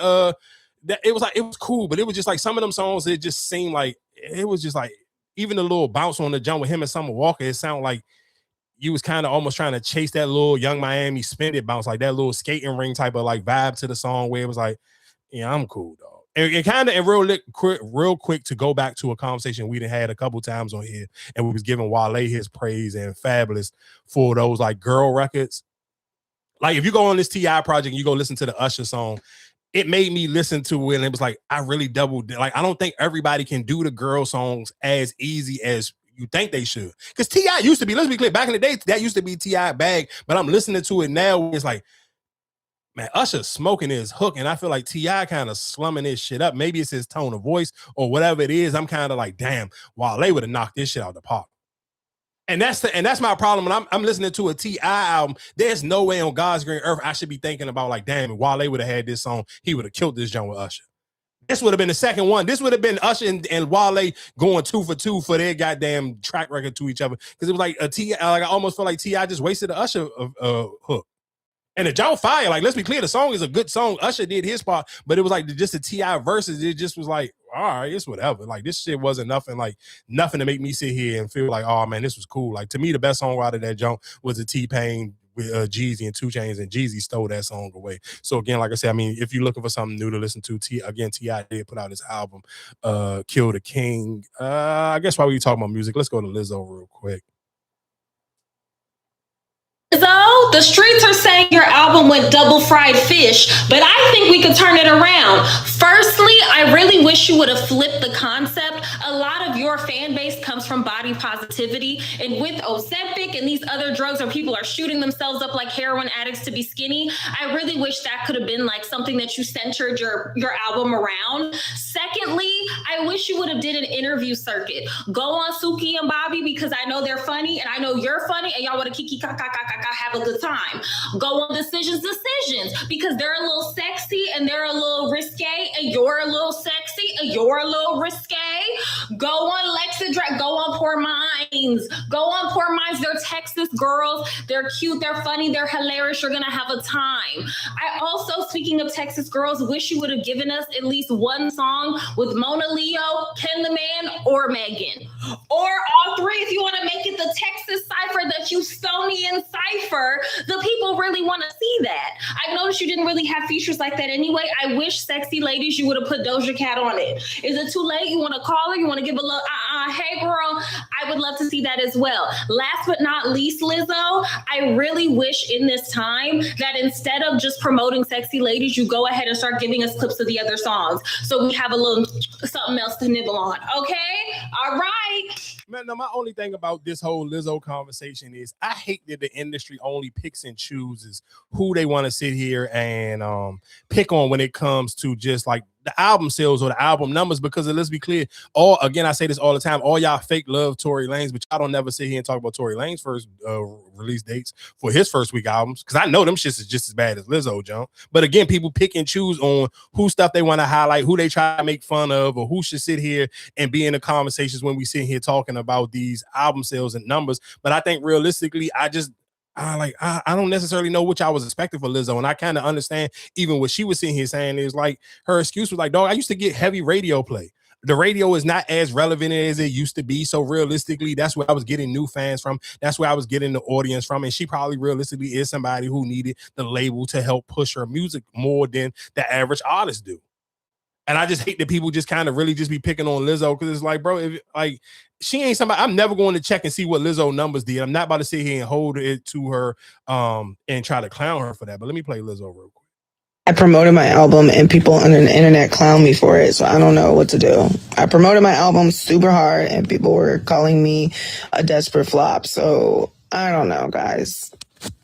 Yeah, Rolling Stones has finally revealed how many units Lizzo's new album sold in its first week, and it is much lower and worse than we thought. In that same Rolling Stones article, music executives very harshly and rudely describe why they think Lizzo's album flopped so hard. And Lizzo has been responding emotionally on TikTok to this week, so here's everything you need to know. Lizzo's new album, Bitch, that she's been working tooth and nail to promote, unfortunately only sold 2,649 units in its first week. It did not even chart, which is shocking because her last album debuted at number 2. In this new album's second week of sales, it's only going to sell 650 units. Now, Lizzo even tried to explain why she personally flopped so hard. She said the music industry has changed so much in the last 3 years. Streaming replaced radio, and she was a radio darling. She said that's how her fans discovered her music, and she acknowledged the very bad and intense controversy and lawsuits where she's being sued by her former background dancers, and said the very obvious and public attack on her career is also why she flopped. I don't agree with the reason she flopped being streaming, because Truth Hurts took off because it was featured in a movie, and About Damn Time took off because of a TikTok dance trend. I just think Lizzo doesn't want to say the real reason she flopped, which I will say in a moment. Now, a former senior label executive in the music industry came forward, and he said that Lizzo flopped because she never had a core fan base. And he admitted that the industry has kind of been always against her, saying that her blowing up in the first place was a fluke. He said that nobody went and put millions of dollars behind her, basically saying no label wanted to invest in her, give her a proper push, and anytime she did blow up because of the movie or the TikTok trend was an accident. He continued and said her label all this time has never really given her a budget for promotion. He said even this album cycle, they're just going to phone it in and give her the rollout that feels like they're spending something, but it's super lackluster. Probably not very championed, right? And if something goes off, great, because that's what happened last time. That's so gnarly and evil of him to say, basically saying that she was bound to flop once Lizzo stopped making perfect songs because the music industry wasn't going to help her. And now everyone online is like, the music industry is definitely not going to want to invest in her now with all these lawsuits. First of all, the lawsuit isn't why she's flopping. Sorry to break it to you. And if you really cared enough about the lawsuit, you would know that she's already acquitted of a charge. Let me tell you what Lizzo's really flopping. It's because just by Lizzo existing, she is deeply political. From the years of 2019 to 2022, body positivity and inclusivity were in, and Lizzo fit that societal mold. No, she didn't betray her fan base by losing weight. She still has weight on her, respectfully. The lawsuit just gave y'all a reason to hate her, and you were waiting for that, and you took it. That's because in 2026, the pendulum has swung so much. The politics are so different that now she's going against the tide, because in 2026, being a Lizzo fan isn't matching the moment. The Morgan Wallens are winning. Lizzo responded by saying, promoting this album, she has completely shocked her nervous system, ruined her health, and it's been a huge struggle, but she's already back in studio because she doesn't want to give up. Rolling Stones has again, I think Lizzo has a big enough personality that if Lizzo, if you really wanted to, just, bro, you could just start your own podcast. Dude, you was, at one point in time, I thought you was about to start streaming because you was hopping up and doing streams with Keisha and that and all of them. I thought you was trying to start your own streaming thing. I think sometimes you just kind of got to go a separate way. I just hate the fact that how only some of these artists that people highlight and bring up their first week numbers, because there's so many artists that get to drop music and you never know what their first week sales is. And I'm sure that Lizzo is not the only person with their jumps that low, because there's so many people who got smaller fan bases. But again, that's kind of like the gift and the curse when you become I was just about to ask, when was she like selling out? Like, you know what I'm saying? Like, I know she did shows, but like, whatever, I don't know her other albums. I don't either. So that's what I'm saying. I wouldn't, like I said, I know she had, like I said, she had that hit song, but other than that, I ain't know nothing else. But I mean, I'm with you, but that's my point where, like, I hate that they just pick and choose when you're going to sit here and show somebody numbers, or when you're going to sit here and pick and choose their numbers to hold against them, where it's like, not like she was Taylor Swift or anything like that. I'm with you. So that's what I'm saying. That's why I said bring it up the number. I'm like, all right, well, damn, did she do numbers like that for real? I honestly like I said, listen to a lot of stuff that he said. It sounds true to me. Like I'm saying, like, was she like just an accident that, you know? But again, I think sometimes even, I guess what the hard part is, I guess, when what was the one when she played the flute with her butt or something like that? I mean, that was a couple of years ago, though. That was like when she first came out. Like you said, like around that 2019 mark. But I think realistically, even for Lizzo, was like, again, where I think it hurt a lot. I mean, she definitely put out a lot of music recently. So maybe because she out of whatever deal she was in, she definitely just put out I want to say she put out like 2 projects recently. I mean, she put out the rap joint. Yeah. She was rapping like shit on that joint. So again, I don't necessarily, but nobody never talked about the numbers on that one. So it's like, how do you even know which one y'all counting as albums, which one you not? Because everybody was like, oh, her last album came out in 2000 and maybe like 2 years ago or a year and some change ago. I'm like, damn, she just put out 2 projects recently. I know for a fact I listened to them and I came on here and talked about them. So that's my point. point where it's like, I hate that you just pick and choose which artists we're going to sit here and talk about, highlight their numbers when they're low and not sit here and just talk about their music on the regular. I think somebody with like Lizzo, you just got to keep putting out music. But do you think it's because she has spoke about it or saying, well, I've been promoting it? Like, because she putting herself out there promoting it and doing all this, you know what I'm saying? Like, do you think that's probably why people are saying the numbers? Maybe again, I do think because she's publicly promoted it, so people kind of maybe paying a little bit more attention, and maybe she didn't do that with those other projects that she put out. So it's like, okay, now you reminding people like, hey, I've been promoting something, and then people kind of want to have that moment of where it's like a aha moment. You did all of this, basically that's what people sitting here saying. It's almost like back in the day when promoters used to promote their party, and if you take a bunch of time, pass out a bunch of flyers, put up posters everywhere, and nobody come to your junk, niggas gonna always have that little damn how your party ain't do nothing, or they used to do that with go-go bands. We told y'all you wasn't ready to be a headline band yet. You still an opening act or whatever. So people do that. They've been doing that for years. So that's not just a social media thing. Because as somebody who done threw parties before, I know that niggas be looking at that. Like you sit here and really go out of your way to promote a party. People want to go and sit here and judge. Like, is this y'all gonna be fire or is it gonna be some trash? The more effort you put into it, the more people gonna look at it like, damn, I hope that this party better be packed. All them flyers you've been passing out and all these posters you done put up. So again, that may be kind of going to it because Lizzo has went out her way to show people, but you can't let this get the best of you. Like, ooh, okay, you did your 2,600 or whatever the case may be. Keep putting out music and keep promoting the songs. Like that girl sitting here and said, go do it. Now you didn't put the album out. If you don't, so you don't have to just go and try to work on another album right now. Go do the podcast circuit interview jump, because I did hear Joe Budden sing and say that she was supposed to come on his jump. So yeah, go do his jump. But I like those 3 jumps that she see here and listed. That girl sitting and said, yeah, go do decisions with Mandy and Weezy. Especially go do Poor Minds, because Poor Minds is based out of Texas and they are very like, they didn't had all the girls on there. They had Mona Leo on it. They had Kinderman, and I'm with them even with saying that. Like, I wouldn't mind seeing if you can get all, especially you big enough to get all 3 of them on a song. You, Meg, Kinderman, and Mona Leo, all 4 of y'all get on the song together. I wouldn't mind hearing that. And shout outs to Mona Leo, because I just brought her up. She went absolutely crazy on that Nobody song that featuring what's that girl, Trim or whatever the hell her name is. I definitely thought she was from Atlanta, but I seen that she made the XXL thing and she is from South Carolina. Man, that song go crazy. I ain't even gonna lie to you. And I've been for a minute trying to not listen to that Trim girl because it just the Nicki Minaj knockoff shit. That shit kind of irritate me. Like, I'm cool. Like, you can't just broad day just like, I'm a Nicki fan. You can't just steal Nicki's swag like that. Like, that shit is kind of disgusting, like how bad she biting Nicki. But it's cool. That song crank. That Nobody song, you can't deny it. That song crank like shit. Mona Leo went absolutely crazy on it. But again, like I said, for Lizzo, just do what you were planning to do. You was planning to start twitching and all of that.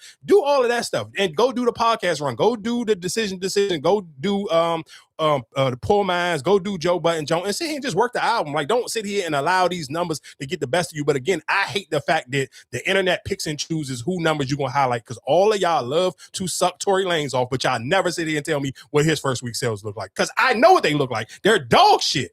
But you won't sit here and come out. If you're not gonna come out and tell me how bad. Do he put out albums or those mixtapes?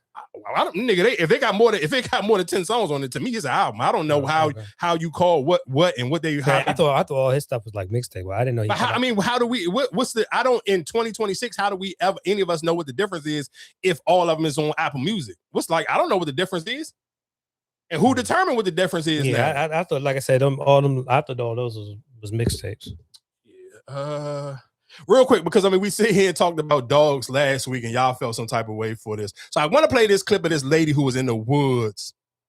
And I want to get y'all to take on how y'all would sit here and respond. So it was this lady out walking her dog, and y'all know, by the time I play this, you can kind of know the race of this woman off the rip with it. She was out here walking her dog, and the dog got and like a big ass bear came out. So it was her and her dog versus the bear. Damn, where the hell? Oh, I'm about to be blown if I know they ain't deleted. Man, I gotta find this jump to show y'all. I know I sent it to y'all. Where the lady, the bear? Damn. Oh, here we go. No. Go away. Hey. Say. No. Hey.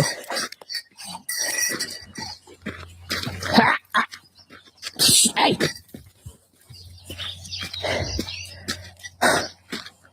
Hey. Stop. Hey.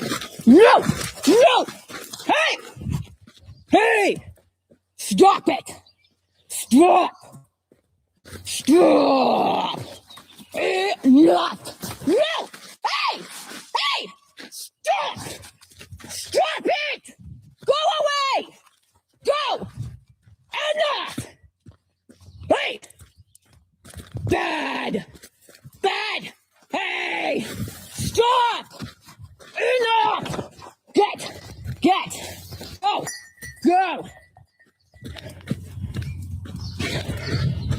So for people who don't know, the dog was too big for the lady to pick up the dog and run. And I respect how gangster this woman was, because I'm going to be honest with y'all, I would have ran. I would have left that fucking dog and he would have had to figure it out. And the fact that the dog didn't bark not one time to try to defend him and that woman will be another reason why I would have left that dog right there in that goddamn track by himself and he would have had to figure that shit out. But again, I respect that woman. I understand people love their pets that much. There ain't no way in hell I'm sitting here going eye to eye with a goddamn grizzly bear just so I won't have to leave my dog. Because I would have left that, I would have sacrificed that dog and I would have got out of there, dog. There's no way in hell I'm sitting here like she did not run that one time. She just, like, and that's the different one, dog. I'm saying, when they sit here and say, like, that level of, like, white privilege and just your thinking pattern got to be, like, out of this world. Though there's no way on God's green earth that this woman literally just, get away. Man, what? Are you crazy? Nigga, I want up not being in no goddamn woods without a goddamn gun, a taser, or something where I can sit here because I'm showing that, like, for you to sit here and do a hike in the woods, you got to know, I don't know where she was at, but you got to know it's a chance of something popping out in these woods. Even if it wasn't a bear, if it was a mountain lion or it was a fox or any of them little animals, that anything that could bite me with some rabies, nigga, I'm going to have something to try to fight this animal off. And her just sitting here, and a dog don't, man, I would have left that fucking dog. I don't know if I'm running, dog. Because you got to think about, all right, if I ran, who'd you say it's not another one? Or somewhere you fall and you no, I think I'm mistaken. We just talked about this and you just seen how I act with wild animals. I don't fuck with wild animals, so I'm not even about to see it. If you want to see me be a pussy, bring out any fucking wild animal or fucking cat. I'm cool. You got it, dog. I don't want no smoke. That fucking bear would have been, him and that dog would have figured it out. I'd have been out of here. Nigga, I would have ran to I promise you, I would have popped an Achilles or something. That's how fast I would have ran from that fucking bear. It's no way in hell I'm going to just be like, no way in hell, dog. That bear would have killed both of y'all out, that motherfucker. And she ain't got nothing to fight this bear off. She just bare ass in the woods with this mixed dog. This ain't even a thoroughbred dog. Man, I would have went into the dog pound and got me another fucking dog. You just let the dog will follow you. Just run. She ain't run either. And the dog just in a circle, like where the way her camera was moving and the dog just moving around in circles. I'm like, bro, y'all crazy as shit. That's some white people shit. Like, it just be certain shit that you can't even see and make it up. And that's not even somebody trying to be racist. Like, it's just some shit that only white people will sit here and get away with. What if it was like a raccoon or something like that? You still run it too? Yeah, I ain't fucking rat shit. I might run from a raccoon before I run from anything else. I'm not fucking with them Jones. Them shits look like them niggas piss out rabies, dog. Ain't no way on God. Nah, hell no. I don't want no smoke. Let's go real quick. Did you get a chance to watch the shot this week? Yeah. So, all right. Hey, quick question. Y'all want to see a dead body?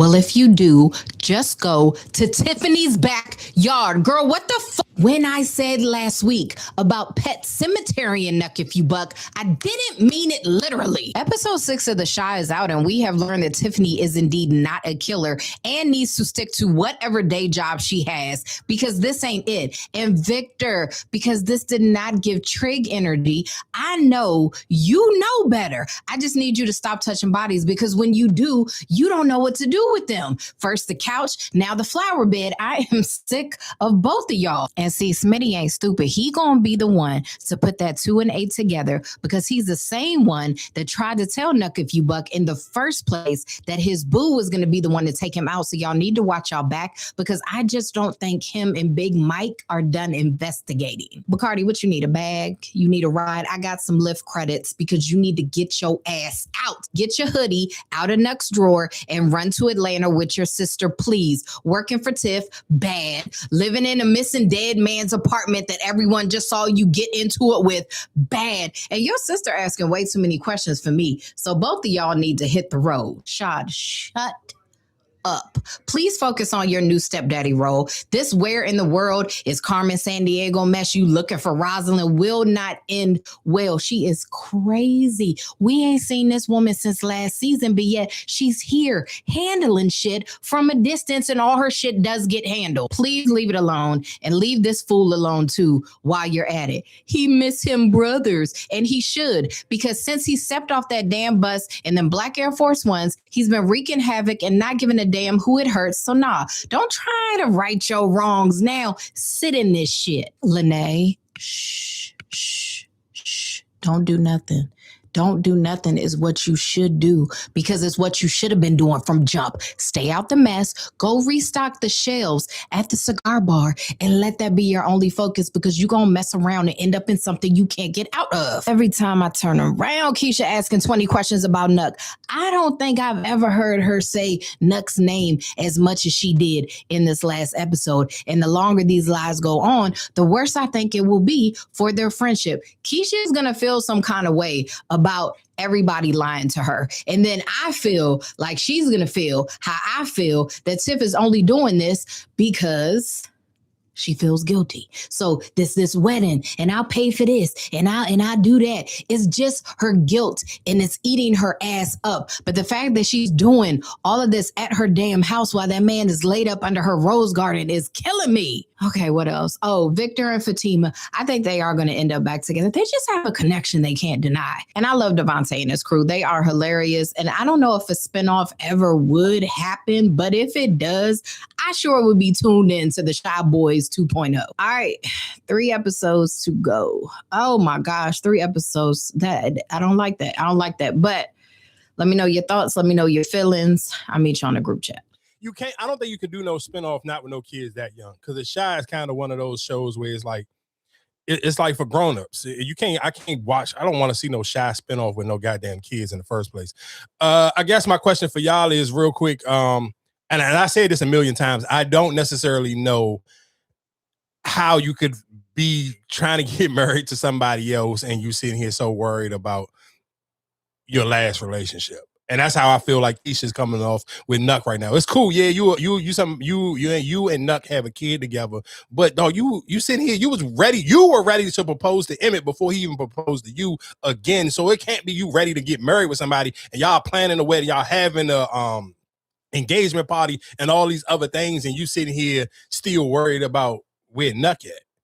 But this like everybody was like, "Where's Nuck? Where?" Like everybody wanted him gone. And now he gone. Like, why is everybody worried? Yeah, that one is kind of crazy to me. Then I seen somebody on Thread sit here and say it's crazy that Keisha's so worried about where Nuck at, but Nuck never was looking for her when she got kidnapped. Where it's just be like, bro, what the hell be going on? I feel like Bakari, I don't know if he gonna make it. Because I don't understand what was the purpose of her telling him to stay in his apartment. Everybody know that he kicked him out of the thing or whatever they got into. So why would you have him stay? I want to say, do you feel like that she may be trying to plant the murder on him if the body ever get found? If she not, or even if the body don't get found, do you kind of throw people off a little bit and make it look like he did something? Yeah, because why are you staying in his apartment? Yeah, that's kind of stupid. How many guests were you thinking about? At least 100. What? When did we say that? I mean, we didn't, but I'm just guessing. Definitely less than that. 50 people max. Well, that's my daddy, his kids, and their kids alone. You don't have to decide that right now. That'll change. It'll go back and forth until the day of the wedding. I see. So let's just say a ballpark of 50 to 100 people for now? Yeah, thank you. Yeah, definitely closer to 50 though. Maybe even less. Damn, Keisha, it's our wedding. We've been waiting years for this. Why are you trying to play it small? Because the more people, the more expensive it's going to be. She does have a point. Food and beverage, those are the biggest expenses at a wedding. The more guests you have, the more that's going to drive up the cost. Exactly. All right, well, let's just weigh out all our options, before we start saying no. So are we going to have an open bar or signature cocktails? Signature cocktails. I just feel like our folks will want an open bar. I don't care. Babe, it's our wedding they coming to. We should be treating our guests. Yeah, that doesn't mean endless food and drinks for 100 people. Smokies can cater. Smokies is not catering my wedding. Why not? We eat Smokies every day. So? Weddings come with a lot of decisions. It's all about finding the right compromise. Why don't you two sit and talk and discuss how you both see that day? And I'm sure we'll find a happy medium. Okay. Okay, so I got a question for you, Erica. Do you working? Who? Keisha? Yeah. No. But that's why. But her not working is why I kind of respect her answer. The smaller wedding. Yeah, why she want the smaller wedding. She's being more realistic with Emmett kind of just being Emmett, where you kind of he making unrational decisions and you sitting here kind of trying to almost damn near living above your means. But at the same time, I kind of get it where it's like, damn, we waited this long to get married. Let's just do it. Because she really don't have no family now, right? Because yeah, she don't have no family. The brother gone, the mother gone. That's it. But Emmett is such a big person in the neighborhood where it's like 50 people is way too. Like I be feeling like it's more than 50 people who just be like randomly in this show every week. It is. Like their circle is big. Yeah, so how you cut it down like to me, 50 is like you cutting it close. And you got his kids. You already he got like 4 or 5 kids. Okay, so my question for y'all, do y'all feel like those are these conversations that you should have before even getting engaged, or these is the right conversations to have now after the engagement? Like, I don't know. I mean, I don't know when the right time is to have this conversation. Because listening to it on the outside, I'm like, damn, should you have already had this conversation before you even get engaged? But then that kind of be like, that's like jumping. Yeah, that's what I say. Yeah, that's jumping the broom too soon. You could do it both. Like you could talk about it part before and then definitely like narrow it down after the fact. So now the fact that he is the breadwinner, do you think that he should get the final say so, or he should kind of listen to her with the closer to the 50 and not the 100? He should listen to her. I mean, because it's for the both of y'all. So basically, it should be a compromise. Like y'all can meet somewhere in the middle. Yeah, I'm with her. I'm not doing. I wouldn't want to sit here. I don't want no goddamn Smokies as my wedding food. But at the same time, it's like. Even I guess with the open bar situation where it's like, but see, that's cutting the cost though. Even though we do eat Smokies all the time, but everybody in the show eats Smokies. Like, can we get something different? Yeah, like everybody eats Smokies. Like the Smokies is damn near like I don't even know what you will even compare that to the way everybody eats Smokies. Like when shit get fucked up, everybody go to Smokies for something. Like when something tragic happened in the family, you ain't got no bread, you going through hard times, you go to Smokies, you eat. You may have like a deep ass conversation with somebody at Smokies. Yeah, so you can not do Smokies, but then like it does save on money, but it's still like everybody in the show eats Smokies like every single day. And do an open bar, just do cheap liquor. Yeah, or signature drink. Open bar, you open bar is open bar. I don't think you got to. What you mean open bar? You got to pay. That mean the drink's free, right? Yeah. So once it's over, it's over. It's done. Like, okay. Yeah, I would do an open bar, and once, like I said, that's at the Verzuz. Yeah, I would do an open bar one. Once it's done, it's done. I'm not. But I feel like Emma gonna want to keep the party going. Yeah, he one of them type of niggas. So I think, but you only get one. That's my thing. How do you come to agreement? Because you only get this one. You know what I'm saying? Like, what would you settle for? What would you not settle for? Like you said, okay, we do an open bar, but once it's done, it's done.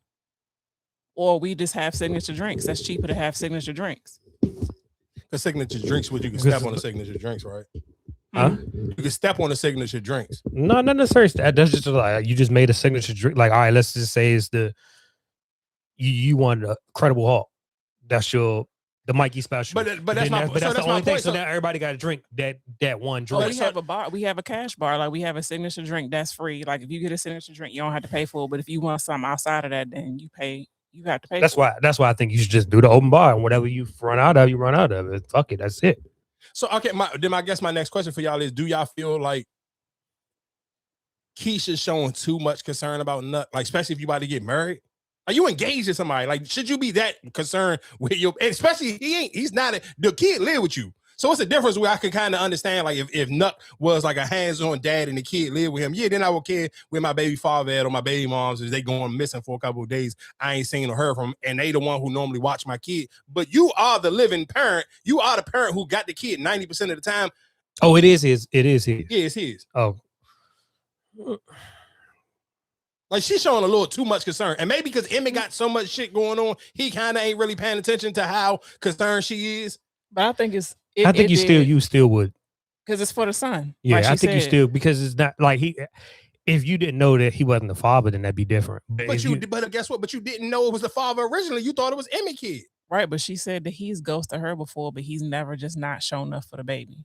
So now it's like, if he's been there for the baby 100% of the time, like, okay, well, this is kind of out of character for him. I don't know. I feel like Emmett showed up for that kid too much before you knew who it was. Right, but now you know who he is. It's not like he hasn't been in his life. He's been in his life. And even if we got a routine where, all right, I'm checking in, I'm calling you, you know what I'm saying? At least, like I said, man, I called dad, I ain't heard from, you know what I'm saying? Like that would draw a red flag. Real quick, just a sidebar, just because we're watching the BET Awards. I'm not gonna lie, whoever this lady is, what's this, the founder of the Mumbo Sauce thing? I don't know everybody who live in the DMV area. Y'all got your own feelings on about this Capital Mumbo Sauce thing. But I'm not gonna lie to you, whoever her marketing and promo team is, or whoever her person was to get her into stores, man, they did a great job. Cause that's one of them things where it was like, the DMV go DMV. If y'all allowed it up to the DMV, this woman sauce wouldn't be as popular, wouldn't be in as many stores as it was. Y'all would have clapped her up a long ass time ago. And it never would have got to that part. But the fact that it is there now, and she even just in the at the BET Awards and all of that shit to me is tight. Like, I ain't gonna lie. Shout outs to her. Shout outs to whoever her marketing team is. But yeah, going back into the Shy. Again, maybe, and it's just maybe me because I don't have no kids and stuff like that. When I just see the way she kind of just be like, she just too invested into the Nuck shit. That shit would piss me off if I'm Emmett. But again, he not seeing none of it. Keisha kind of, Tiffany, the only person that kind of know how concerned she is about it. So it's kind of just like, all right, dog. So yeah, again, that just to me would kind of throw me off just a little bit. But again, like I said, Tiffany living her own little double life, so it's kind of hard for her to actually even sit here and say something about it. I guess let's go into parenting real quick. And I don't necessarily know how big of a deal this one is. It's kind of like this is kind of like a basketball thing, but it's also just a parent thing. So again, one of the bigger conversations was going around after the NBA draft is where it wasn't how many dads was there. A lot of all the top 10 draft picks this year came from a 2-parent household. Yeah, I just saw that. Told y'all, all that being from the hood, grown up, single mother, getting it out the trenches and getting to the NBA, it's over with. The top 10 draft picks this year, if you've seen the round table, 2-parent households or the father is very, very engaged in that man's career. All the Allen Iverson, Kevin Durant, LeBron James, you've seen that single mother, they struggling and then my son made it, It's over with in the NBA. The NBA is the new golf. It's going to take serious resources and connections for trainings to get your kids to the right school, all of that great stuff to be in the mix. And it takes a male figure that has to engage in his career early on and push him to those levels that he needs to get to that round table. Better pick another sport. NBA ain't it no more for you. Hey, told you. I don't necessarily know if the NBA is going to be the new golf because I still think there's just sometimes with the height thing, it's just height. You can't teach height.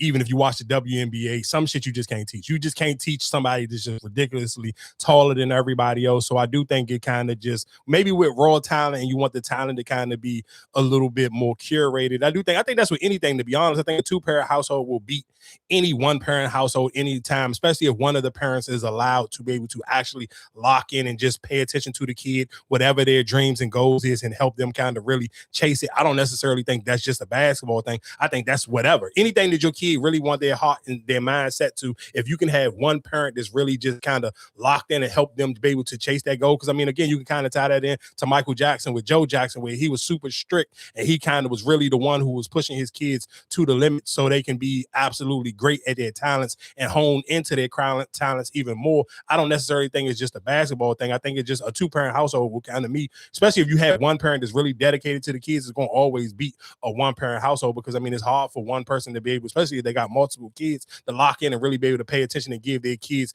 their fullest potential. Because I don't think realistically even have to pay for all them trainers and all that other shit. I still think a lot of that shit is still overrated, especially if you can sit here and say, do I need a trainer, or I can just have a dad who going to sit here and lock in and help my kid? I think the trainer came a popular thing because there's a lot of single moms who can't, like, I don't know how to play basketball, I don't got time to sit here and do that, I'm just gonna pay this trainer to basically do what the dad's supposed to. So yeah, I don't have to pay for a trainer if my dad is in my life and he the one who making me go kind of going back into the Brandon Marshall thing. Wait, I'm doing bad in school, wake up at 2:00 in the morning and we sitting here about to go run 3 miles. Yeah, what the fuck do I need a trainer for? My dad is here. My dad is going to do those things. My dad is going to push me to that max, but that mentally has to be something that the parents have to agree on off the rip, and that kind of got to be the want and the will from the parents off the gate. So again, I don't necessarily sit here and say basketball is going to be the new little golf. I do think that was a conversation piece that was floating around a little bit. But I mean, like I said, even today kids now, I think a lot of people have two-parent household. It ain't unfamiliar. No, for sure. And like I said, and you think about where they're coming from, the schools and all that, like you want to have a two-parent household. And you would be a fool right now not to be in your kid's life. If you talking about he about to go to the NBA and you, fuck that, I ain't gonna show up. No, but I think, I mean, I guess what he was saying, he's saying because for these parents, these boys' fathers has been in their kids' life for a long time. So this ain't just that's what I'm saying. But a lot of them are ex-basketball players too. You got talking about the Boozers, that he's an ex, you know what I'm saying? Like those are ex, most of them been Doc Harper, like how many ex-basketball players they are, so that's what I'm saying. I don't see why it wouldn't be. Because I mean, shit, for real, when the last time you seen somebody that was a starter, it was just my mom? No, it's been a minute. I do want to say here, I guess real quick, we can go to, before we go into Big Tigger, I do want to go locally real quick, and I'll keep doubling down on this because I've seen a lot of people on threads losing their mind about the elections, especially in PG County, the primaries. I'll play this young lady's clip, but I've seen a lot of people upset. And I'll sit here and say this. I've been saying this for shit. I feel like for the last 2 months or something. You can't be mad at the way people voted or the people didn't show up because, dog, again, it's 2026. Think about how many people, and I can just tie this into how many people don't have time and they always say, man, I don't got time to work out because my work schedule crazy. I'm dealing this with the kids. So we sit here saying these are the same people you want to sit here and go out and vote and stuff. So you can't be mad at people just voting for the names that they already familiar with because none of these people have done anything to get us familiar with who these other people are. So of course people going to sit here and vote for the lady that who already been in office and they already complained about because they don't know who else to vote for. So I'm going to just sit here. The safer thing is the name I'm already familiar with. But these people, again, I sit here and say this a million times. Where are the podcast clips? Because guess what? I'm gonna play Jasmine Crockett a little bit later. And people in Houston sitting here riding for her for not wanting to sit here hold it. But you know why Jasmine Crockett is a household name? Because she's making political stuff digestible for people via social media. You know the reason why? None of us don't live in New York, but we all know what's going on in New York. Everybody know who the New York mayor is. You know why? Because he's meeting people on social media because that's where we are. That's where most people get news at. How many people really got time to sit in the house and be able to watch the local news? Especially people who got to work and your work commute is crazy. And I'm talking about as somebody is single. I ain't even throwing the kids in the mix. So how are you really going to, because if that's the only place I'm going to get to see any part of political stuff locally is if I got to watch the local news, and majority of the people, your work schedule is so crazy, you're never going to get to see the local news. I say this a million times. If I'm just driving and I see these billboards, all the billboards is black faces, who the fuck is standing out? Now, if it was a white person running, the crazy thing is the white person may have won because he would have been the only person or her would have been the only person that stuck out like a sore thumb because I'm just riding around seeing 20 signs of 20 black people in suits. So y'all mad that motherfuckers didn't know who to go vote for? The people who went out and voted, they voted for maybe the person that y'all didn't want them to vote for, but how the fuck was they supposed to know who to vote for, or what was going to be a change, or what was going to be the difference, or what was going to even, because let's be clear, the numbers were still low as shit. Because what's the urge? There's not no urge. There's not no sense of urgency. And the sad thing is, sometimes the race shit do kind of matter. And that's why you've seen so many people go out and vote for Jasmine Crockett. When Jasmine Crockett went to vote, when they had their situation in Texas, 1 million people went out and voted for her. I think in total for the PG County shit in Maryland, I think it was like 2. And she still lost, right? Yeah, she still lost. So the dude ended up having 1.2 million. But shit in Maryland, I think it was only like 200,000 people voted. So listen how different in the numbers is. But again, it's like, what's the clip? What's the pod? And again, when I say and say go do podcasts, I don't never say and say, hey, come and sit down and do. What's the young lady, Lexus? I don't know if she got it podcast because most of her jumps are just clip and she still work for the local news. But why nobody don't sit down and talk to her? Sit here and say this. I know Tequila Talk don't do fucking politics shit, but shit, if I am somebody running for a political space and I know that this is not normally what they do, I would go on their show because they got people watch the shit via social media. Even if it doesn't go into the YouTube numbers or whatever the case may be, I know that they built up a platform at least on social media so people can at least get familiar with my name via social media in the area. That shit don't make, I said this last week, go sit down with Lonnie B. He's on social media and he got a fucking radio show. That makes no sense for me, but I'm not going to sit here and act like I'm going to be mad that people didn't sit here and go out and vote or go out and change their vote for somebody new when these people didn't do no work for me to sit here and want to go vote for them. You can't be mad. This is 2026. You want me to sit here, you mad at people because niggas just put up posters? What the fuck did them posters do to make people want to get out and vote? Because what if I don't give a fuck about the Royal Farms and them putting up a bunch of townhouses? And that shit don't bother me. Because that's all y'all complain about. I'm tired of these Royal Farms. I want some groceries and this shit and shit. Some people, for most people, especially somebody who got to work, that little issue ain't enough to make niggas sit here and change their day around to go vote. But again, those politicians didn't put in no effort to make people feel like I got to go do something different. And again, if I can't hear it there, if it is not something that I can hear or see via social media or YouTube or a podcast that you can see, because all that money, I played the clip with that. One of them motherfuckers spent like $8 million on their election promo. You telling me that the motherfucker couldn't, fuck that $8 million, nigga, you could have split. And guess what I'm saying? Even if you feel like the podcast platforms ain't big enough, you got that type of budget, nigga, you could make somebody fucking platform that big.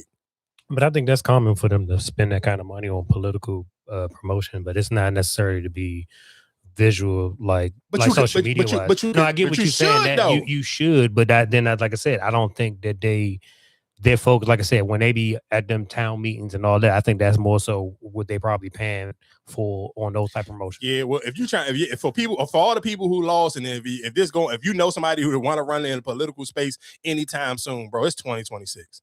I'm telling you, as a working class person, the average person is not watching the news and they damn sure not reading no fucking newspaper. So how are you getting to people? So even them $8 million of money that y'all spending, what you spending it on? I hope it's not them fucking posters. Posters, parties, events. That's what they spending it on. When you should, again, you didn't even need to spend, you didn't even need that whole $8 million. You could have literally, listen to something. You could have probably took 500 bands and you could have spread that shit out. You could have just took and you could help because shit. Remember that lady they got in trouble with the about the snowplow and shit. They was standing up in the MGM. No, that's what they be spending their money on. Yeah, that's just stupid. Again, to me, it's dumb. You should have sit here. You could spend that money, and you could have sit here and spent that money and did. We ain't got to do a podcast, and you can sit here and pay for better cameras. If you don't like the cameras, you could pay for somebody to come and edit all of them shits. If you spending that type of bread and nobody ain't seeing this shit, I don't know what you running on. But I think that might be the question is though, or do I really know that will be a turnout? Like I said, I'm pretty sure they probably stick it to what I know or what I've been using. But but for the people who can go out and vote, is mom and dad. Those is older people. But for our age group, listen. If I don't know what podcast everybody listen to at least one podcast. Yeah, but that's what I'm saying. I don't think when you're looking at, like I said, I hear what you're saying to tap into the younger audience or whatever the case may be. But that's what I'm saying. I don't think because if you say that, all right, well, what is, like you said, if you're not using the radio station, what else can you know what I'm saying? I don't see, because like I said, they don't do it on the radio station like that. You might hear here and there early in the morning. You might hear something. Even when you listen to the radio, only person I hear is Top Dog Law. Top Dog Law. Yeah, so that's what I'm saying. And whatever, Top Dog Law, all of them, I think. And what's the other nigga? You get bit by a dog or whatever the fuck his shit is, whoever that is, and that might be Top Dog Law too. Yeah, that's what I said. I don't. I don't think that they look at it like that. But you should, because no, you're absolutely right. You should. But like I said, even on social media, like you said, you see those little promotions and all that on your social media, on your feed all the time. But like you said, I don't think people really like, all right, I pay for that, the Instagram posts and all that. But actually going on a podcast and they're talking, yeah, I don't think. Yeah, and I'm gonna tell you, even screw just even the local people. You should have went on Native Land. There was a young lady on there this week when they was talking about Jasmine Crockett. I want to say this lady, her name is Reese something, and she from here because she talked about Maryland something roots. Like she touched on it for like 2 seconds when they were talking about the Jasmine Crockett thing. Or it's the other young lady I follow from here. What's her? Man. I know her last name like Brooks or something, but she like she looked like she kind of mixed, but she black, and I think she from Memphis or some shit. Next time I see one of her Jones, I'll play one of her clips on here next week. But just it's so many people you could have did. I don't know. I'm just saying if you're gonna run for a political space in the DC, Maryland, or Virginia area, the only person, again, I said this before, Wes Moore is the only person. I want to say Brandon also went on the Breakfast Club before, but dog, spend your money. If you're gonna spend your money, find a way to pay to get on there. You cannot sit here and think you're gonna get people to sit here and go out and vote, and all y'all gonna do is spend your money on them posters. I promise you, as a nigga who done put up millions, I'm not gonna say thousands of posters, a nigga who done passed out thousands of CDs, millions of fucking flyers. I'm telling you, in 2026, I wish that was the way you could still promote shit. But I know for a fact you cannot promote nothing like that in 2026. That is my shit. I used to get off on staying out until 3 or 4 o'clock in the morning putting up fucking posters. I know for a fact in 2026 that shit ain't gonna do nothing. Because that's what even in DC, how they be using them go-go's and all that for their joints. So that's what I'm saying. I think people, like I said, I hear what you're saying about the podcast, but I think, like I said, they use it otherwise, and they try to, like, you know what I'm saying. Like I said, I don't think everybody think that I'm gonna get a turnout because I'm on the podcast. If you did enough of them, you would, and if you spent money to help promote those episodes. Yeah, because you talking about like a lot of them are what in their 50s, and like you said, they ain't no young. You need to get some young people in your crowd. Crowd in, because again, but think about it. I don't know how often the voting shit is, but again, you can't just cater to mom and dad. Somebody like there's no way in hell I should be able to know. Only Maryland people I know is Westmore and Brandon. He in Baltimore, and I only know Westmore because he's always on the Breakfast Club. More than I know for a fact everybody, it don't matter where you from, you know who fucking Mondami is. Because he all over social media. You know who Jasmine Crockett is. Because she all over social media. You can't sit here and say 2 of the biggest politicians right now that's not the president and is like, come on, dog. And that shit just stupid to me. Literally outside of the Board of Elections, and it is so much tea. I'm walking back to my car now. I could not record inside, but there are probably at least 100 people inside counting votes. About 40,000 votes are still not taken into account yet, y'all. They are mail-in ballots, and all of those mail-in ballots are being counted every day. I think today 15,000 more ballots have been counted. Well, what does that mean, and why should you care? It means that a lot of the down ballot races, like, okay, the county exec, that's done. The congressional races, that's done. But a lot of the other races can be flipped with these mail-in ballots. And so it's very serious. It's very interesting. You can sit inside the Board of Elections and just observe people counting. You can't have your phone inside, so I couldn't bring my phone inside. But having the PG voter guide, I was like, people need to know what's going on. We need to understand what's happening.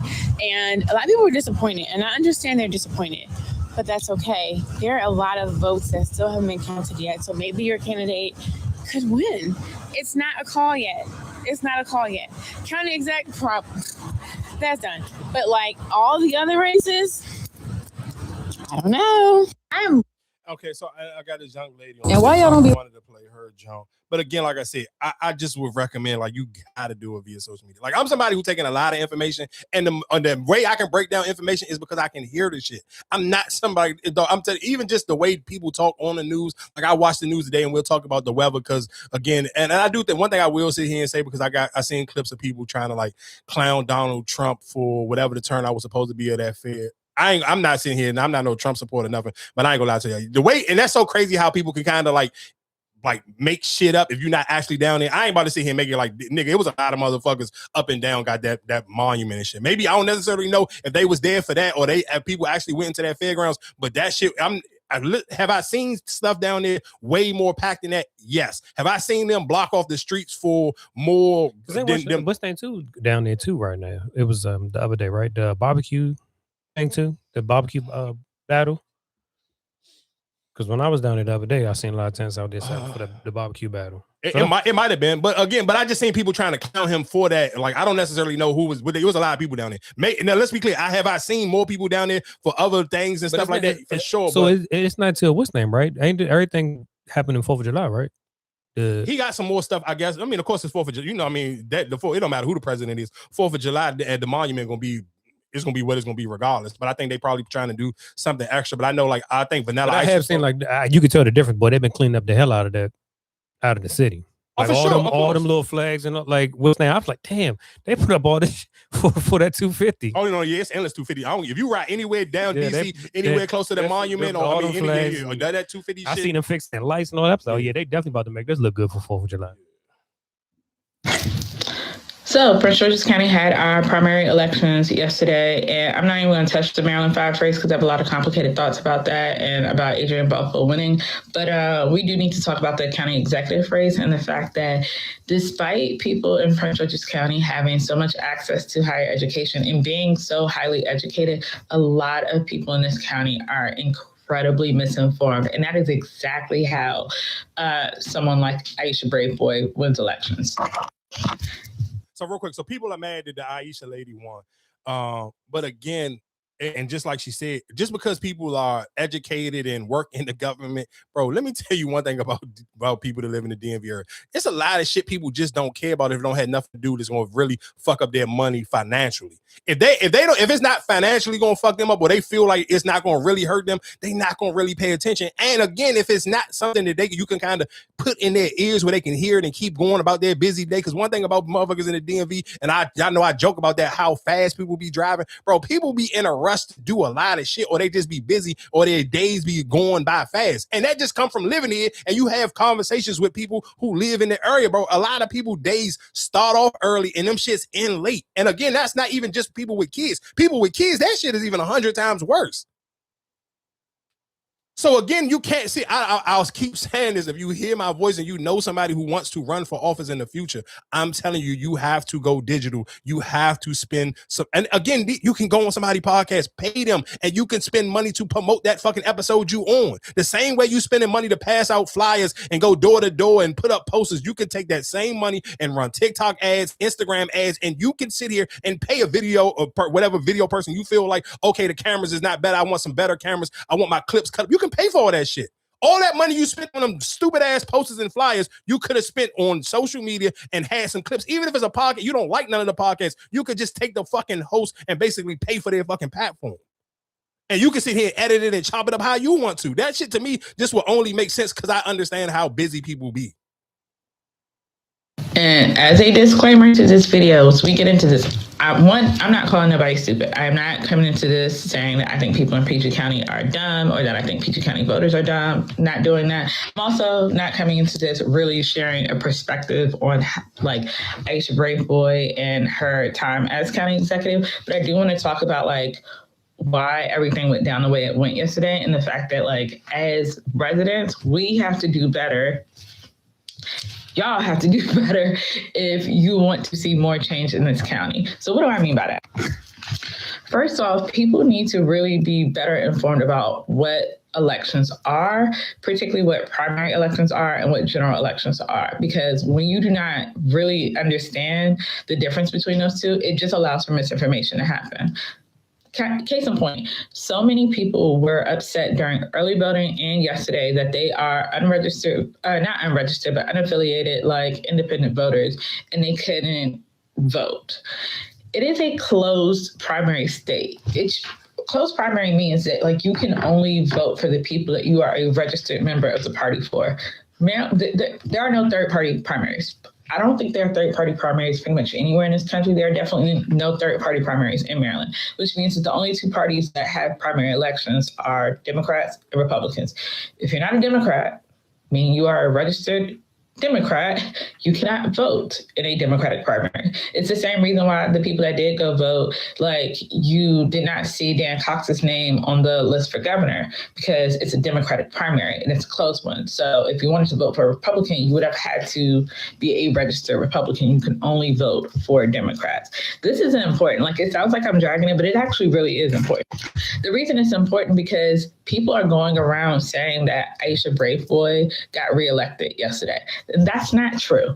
She secured the Democratic nomination for reelection. So she's the democratically nominated candidate. Like that's it. The Democratic Party of Maryland is going to put their support behind her because she is the new Democrat candidate for the county executive position. Now, if it seems like, okay, well, what's the difference between her getting reelected and her getting nominated? It is because there's not a Republican candidate opposing her.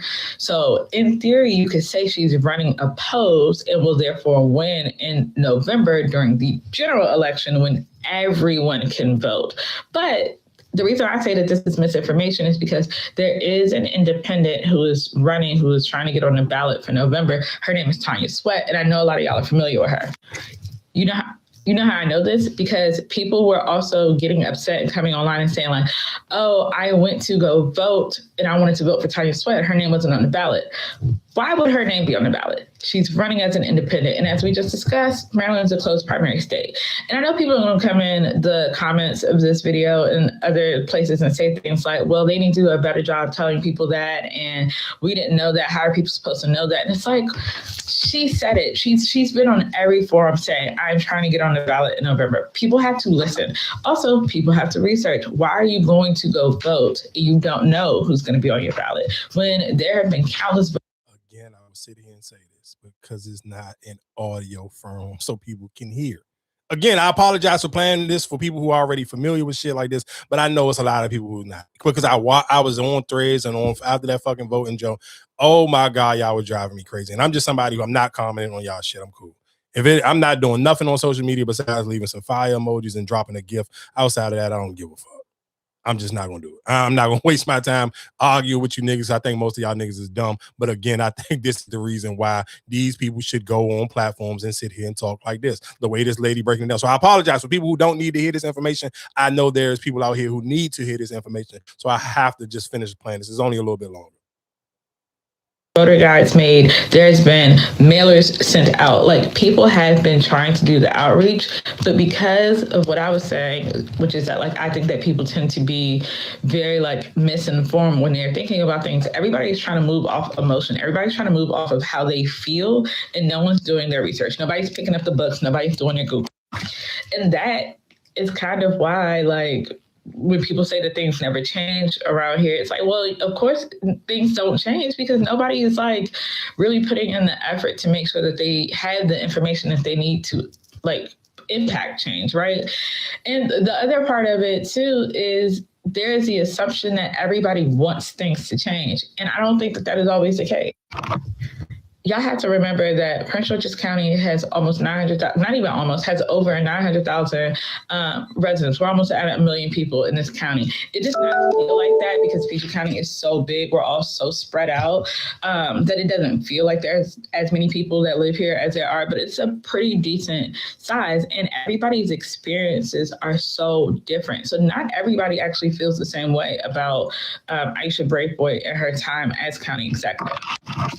Like I said, I'm not really going to get into how I feel about her specifically, but what I will say is like, I know the snow removal situation was a big part of people's reasonings for being frustrated with her. When all that conversation was happening, going on, Mia shut up. I ain't had nothing to say, only because my neighborhood was plowed. 3 days we was out. And part of that had to do with the fact that my neighborhood has an HOA, so we have private snow removal. Part of that has to do with the fact that I live off of a state controlled road, not a county controlled road. So the main roads was like pretty clear. Like also I had a truck. So like it just, snow removal really wasn't an issue for me. Like I wanted the kids to go back to school, but I also understood that like there are people that live like deep in the woods. Like y'all gotta remember places like Aquascaco are a part of Prince George's County. Wasn't nobody making it out there to shovel them people out. So like I say that just to give an example of like something that feels. Again, I'm not gonna drag it out for too much longer. I felt like I dragged it off too much long already. Let's get into some nigga shit real quick. It's a young lady who got caught stealing some Louis Vuitton stuff because she wanted to sit here and play spin that shit. Man, this is stupid. That's the mom and daughter. Yes. Most prolific organized retail thieves in Western Washington is facing new charges. Janice Downs, a.k.a. Janice Smith, a.k.a. Punchy, is back in jail after just getting released from prison in January. Bellevue police say one of the best clues came from a TikTok video made to young. Just real quick, I had to cut that audio off because they was about to play the music and I ain't trying to get my shit flagged. But the lady basically was sitting here, got caught because she was playing made a fucking TikTok to spend that shit with some bags that she stole. And the crazy thing is, like, for you to be somebody who's that big of a criminal that you've already been stealing and already got bagged before, why the fuck would you go on TikTok? Hey, $7,000 from Nordstrom in downtown Seattle. And 2 days after Downs showed the purses on her Instagram account. For us, she's a prolific, organized career theft criminal. And so we're very familiar with her. That's because Bellevue PD special enforcement team busted Downs and her mom 2 years ago for a major organized retail crime spree. They were accused of stealing more than $500,000 worth of Lululemon clothing. Downs pleaded guilty to 6 counts of organized retail theft. She was sentenced to 33 months in prison with 501 days credit for time served and was released in January. Bellevue PD Captain Landon Barnwell says just 4 months later, Downs was back to her old ways. She would think that, after what she experienced in 2024, that, hey, maybe, she would change what she's doing. But again, clearly she hasn't chosen to do that. Court documents show Bellevue PD Detective Jeff Christensen recognized Downs in a bulletin sent out by Tukwila Police showing thieves stealing almost $4,000 worth of fragrances from Macy's. See the shower cap she's wearing? He had a similar photo of her from his case 2 years ago. Working with their regional law enforcement partners, he says he then identified Downs in similar thefts at the Macy's in Tacoma and the downtown Seattle Nordstrom. People don't just commit crimes in one location, right? I mean, especially when it comes to, the retail theft related crimes, right? They bounce around to many of the retailers in this entire area. In the Nordstrom theft, detectives say surveillance video shows Downs wearing a burqa as a disguise. Detectives say the surveillance video shows how Downs and her accomplice cooperated to steal the purses, distracting the clerk by asking to see other bags on the shelves behind him. When he turned his back, watch as the accomplice smoothly slips the handles of one of the purses over her arm. After he shows them a second bag, he puts it back on the shelf.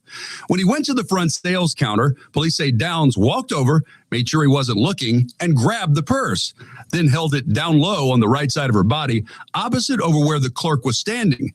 Her accomplice then moves over next to her, takes the handbag, and exits the store with both of the stolen purses. A few seconds later, Downs follows her out. On June... Oh, real quick, dog. I ain't gonna lie to you. These some gangsters, dog. Like, and what I'm gonna sit here and say they some gangsters, bro. They sit here and walked out of this joint, out of the Louis store with the bags in their hand. Like, they ain't sit here and try to hide it and dump it in another bag. She walked out of the store like she paid for the junk on her wrist. Yeah, you gotta keep it pushing, man. That's like if you snow some sneakers out, you put them on your feet and run out, nigga. They put them, they put this shit on her arm and walked out. You talking about you in? No, listen. Well, listen. What I'm tell you. Well, let me tell you one thing about the DMV.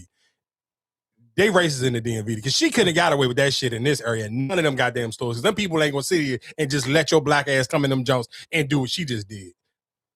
Like, ain't no. She literally put the junk on her arm and walk like the nigga ain't like he. I don't know if he had a busy day or he had in the rough. There's something going on at home. How the fuck ain't you paying attention that you bringing these bags out and the woman ain't coming in with no bag and she leaving out with a bag on her arm? Like, she ain't even trying to hide it, like put it up under her hoodie or something. She walking out this junk on her arm. Bellevue police arrested Downs and her mom. Detectives located them in the parking lot of Westfield South Center Mall. Court documents note that Downs was wearing the same burqa, black-colored sandals, and her white painted toes matched her appearance from the Nordstrom theft. we will hold you accountable, and we're not going to tolerate people that commit crimes here in our community. Ma'am, is your true correct name Janice Smith, aka Janice Downs? We'll stipulate to name and date of birth for purposes of regulation. In court, King County prosecutors charged Downs with organized retail theft in the first degree. Her defense attorney asked the judge not to allow our camera to show her client's face. And I do want to ask the court to not allow the media to film in order to preserve Ms. Smith's right to a fair trial. Our position is that allowing the media to film increases the likelihood of taking a jury pool. If this were to go to trial, of course, the jury would be instructed to not do any research on their own. However, there's nothing that the court can do to prevent them from doing that. And if there is media allowed to report the story, they would just increase the likelihood that somebody would either intentionally or accidentally come across the story and read about the alleged charges here. Wait, so are you asking for an order just not to film, or that they not be allowed to report on it? My request that's a prior restraint that the court just cannot do in any case for any reason. My request, to be clear, was just to not allow the media to film Ms. Smith. If the court is inclined to allow the media to film, our alternative request is to require that the media be instructed to only film Ms. Smith from the shoulders down. Understood. Thank you. Judge Joe Campagna denied her motion. The media has a right to be here and to film. I don't find that there's anything particular about this case. So people who can't hear what that lady, what the lawyer was requesting, the lawyer basically was requesting that the media does not record her client while they in court. And of course, you know, I guess if you kind of tie that back into one of the pushbacks that people kind of wished that when the Carmelo Anthony trial would have actually been recorded, because of course some trials, they are no cameras and stuff allowed in the courtroom, and they can't have news people in there, so they can't. I guess sometimes people don't want to sit here and be really held. The judge don't kind of want to be held accountable. That's how some people feel, and that's how a lot of people felt even about the Carmelo Anthony situation. Was like, damn, they wish that the judge would allow them to record so people nationally could watch this trial and hold the judge accountable. But I'm sure for this lady, you kind of like, if this is really her thing, where she really on some thieving shit, she probably cool with just doing whatever her time is, playing whatever finds, but she kind of don't want her face to be blasted all over the news and all over social media, where more people gonna be hip to her now. Now she ain't gonna be able to just walk in any random store and be able to pull off these moves, because obviously you say she got bagged in 2024, it's 2026, she back out, she back on her same BS. Because I mean, if that's what you are, if you a booster, you a booster. And that's some of those things, realistically, if anybody who has ever had get any type of fast money, that shit is hard to shake. So if you feel like you're good at it and sometimes you just get jammed up, you're gonna come back home and do the same shit. Any good TV show you ever seen, and it's around criminals and stuff, guess what the nigga, as soon as the nigga go do his bid, he come home and he gonna commit them crimes again. So if you a thief, you gonna be a thief. Like unless you really make it of your business to change your lifestyle. So I kind of understand why, hey, I'm going to court. I really don't want to sit here and be recorded, because I want to, if I'm gonna beat this charge, or even if I don't, I do some time, I want to come home and I want to do it again. So I mean, again, like I said, man, shout outs to her. And I ain't gonna lie to you real quick while we talking about court and stuff like this, man, shout outs to some of y'all. Y'all got some good eyes, or I don't know if y'all was zooming in on this. What's my man, Big Tigger? So people, did any of y'all see the video? I saw the video, but I don't. Yeah. You couldn't really see what was going on. That's why I was saying. That's why I said shout out to people who got the eyes that y'all can really see what was going on in there. Because I seen it, but I can't really like. From what I seen, like how her face looked, I don't see how that happened. There you go. You can see when she's running like she hit that door. Yeah. This is yours. That's what it looked like. Oh, you think he pushed her through the door? Yeah, but he was kind of like dragging her though. So it's like, listen, like it ain't like, you know, like how you got a kid, like, all right, go, like that. Yeah, but I think when he was taking her out the door, she probably hit her head on the door. Mm-hmm. That's what it looked like. I didn't even know that was the what they said that was the young lady from the casino. Mm-hmm. I did not know that. Yeah, he a wild nigga. I ain't gonna lie to you. I would. It's no way in hell I would get no relationship with nobody to get. It's just it's some charges and certain things you can have criminally. I'm cool off. I don't want no parts of you, and I would never want to talk to no woman that sit here and almost lost her kid, or it's a rumor that her kid got kidnapped or some shit like that, and because she left her kid in the casino. I would never date nobody like that. I'm cool. And like, it ain't enough pussy in the world to make me be that desperate to want to date somebody with them type of shit with her name attached to it. Nah, I'm cool. But again, like I said, I can't, like, even in this video, it's like, I can't even see how y'all can really see what the fuck was going on. Like, you can see. There you go. Now we'll plug it back up. This is yours. I am bleeding. This is yours. I'm bleeding, so take a picture. Take a picture. Take a picture. Alicia, stop. Take a picture. Alicia, stop. Get off of me. Get off of me. Get off of me. Yeah, when he tried to push her through that door, that's where she probably slid her shit, when she just made that loud ass noise. And now you know what's so crazy? Watching this video and kind of thinking like, damn, sometimes you be like, why people just don't be investing money and putting shit in their studio? I mean, like put a studio in their house so you ain't got to you can kind of just keep recording. This kind of probably would be the perfect example of why people don't do it. You kind of just like, when I go to the studio, I just want to be away from home and be away from everybody, because it was like, it's home. And when you at home, people got like, I mean, I guess unless you put locks on the door, she got access to just come and mess your stuff up. And that didn't look like no cheap ass studio. Like that studio looked like it had some decent size on it, and looked like he spent some real bread on that studio. So for her to come in there and just start fucking with his shit, it's kind of like, damn, like. But that's just crazy. Like for Tigger to be, he been a private dude for the longest. We ain't seen you in no public I mean, we heard rumors about you. We ain't seen you in no public. And now all of a sudden, now this, like that's. And nigga be like that sometimes. Perfect example. We just said that about Geno Smith. Like, look at how like he didn't have this long career outside of that one little situation when his teammate punched him. Maybe some niggas who can kind of literally go under the radar their whole entire career. It don't matter what your career is, and never really get into no mess. And it could be literally, not trying to put the blame on a woman, but sometimes it could just be that one woman that kind of sit here and fuck you, railroad your whole life. And like you just sit here looking for Tigger. You sitting here saying, "Dog, we grew up listening to Big Tigger for years." Let's just say for most people, Big Tigger has been a celebrity on radio, TV for at least damn near 30 years. And you never heard, you may have heard some rumors about him being gay, but outside of that, you never heard nothing about him.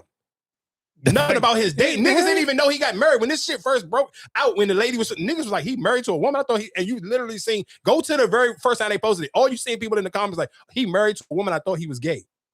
Yeah, because I want to say the daughter, what's the name is his daughter? That nobody knew. Delicious. The older daughter. Oh, Delicious older daughter. Yeah, that's Tigger's daughter. Oh, see, I ain't know that. I didn't even know him and Delicious even dealt with each other. Yeah, but that's just my point. For somebody, that's what I'm saying. Like for all this to come out now, it's like, damn. But it could be like that sometimes. Sometimes you could just pick the wrong person. And maybe he just didn't do his homework enough on this woman, especially to deal with her after that shit at the casino. Like that to me is kind of crazy. And that was a huge story, especially if you live in Baltimore. That was a huge story in Baltimore. Because shit, even when they were talking about on the Breakfast Club, when they kept trying to sit here and have Jess say allegedly, she's like, nigga, ain't no fucking allegedly to this nigga. I lived in Baltimore. Nigga, this was a big story in Baltimore. I thought it was somewhere else. This happened at the fucking Live. It was either at Live. It was either at Live or Horseshoe. I think it might have been at Live. Because you ain't no way you can leave no kid outside at Horseshoe. In the parking garage? It was in the parking garage. Yeah, but at Live is a little bit, that to me seemed a little bit more realistic. You could just leave outside in the parking lot. Not saying you should do it, but I'm just saying, like, realistically, I think it had to be at Live. I'm almost going to go on a limb and say it probably was Live. But either way, still for Big Tigger, it's kind of like, damn, you kind of just like, and he ain't young. Like, look at that picture. Like, he looked defeated as shit in this goddamn jail picture, which I'm sure most people, if you ain't never been locked up for nothing or never had, like, again, never even been in trouble for nothing, like, who the fuck, you talking about you 50-something years old? Like, that shit will blow the shit out of me. Mm-hmm. Think about it. If you've never had nothing probably but a speeding ticket 50 years of your life, and now, like, damn, I'm 50-something years old. Now I'm getting fucking locked up. Nah, man, that shit'll piss me off. And this is some shit right there. Because of these type of charges and these type of situations, thank God.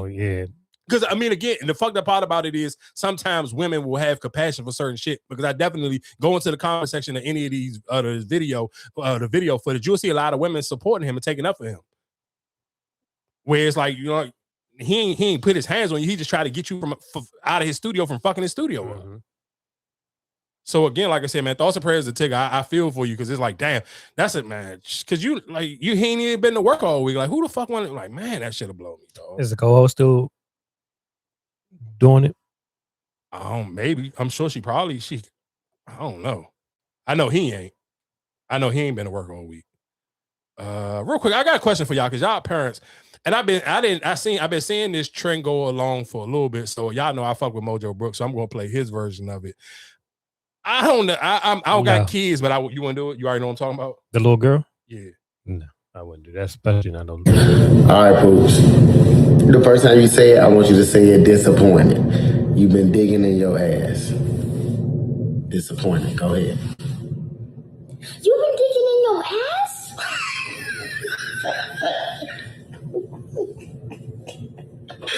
Can't believe it, boy. I want you to say it excited. Oh my God, you've been digging in your ass? Oh my God, that's so good. Oh my God, I did too. I'm so excited. Okay, that's enough. That's enough. Okay. I want you to say it angry. You've been digging in your ass?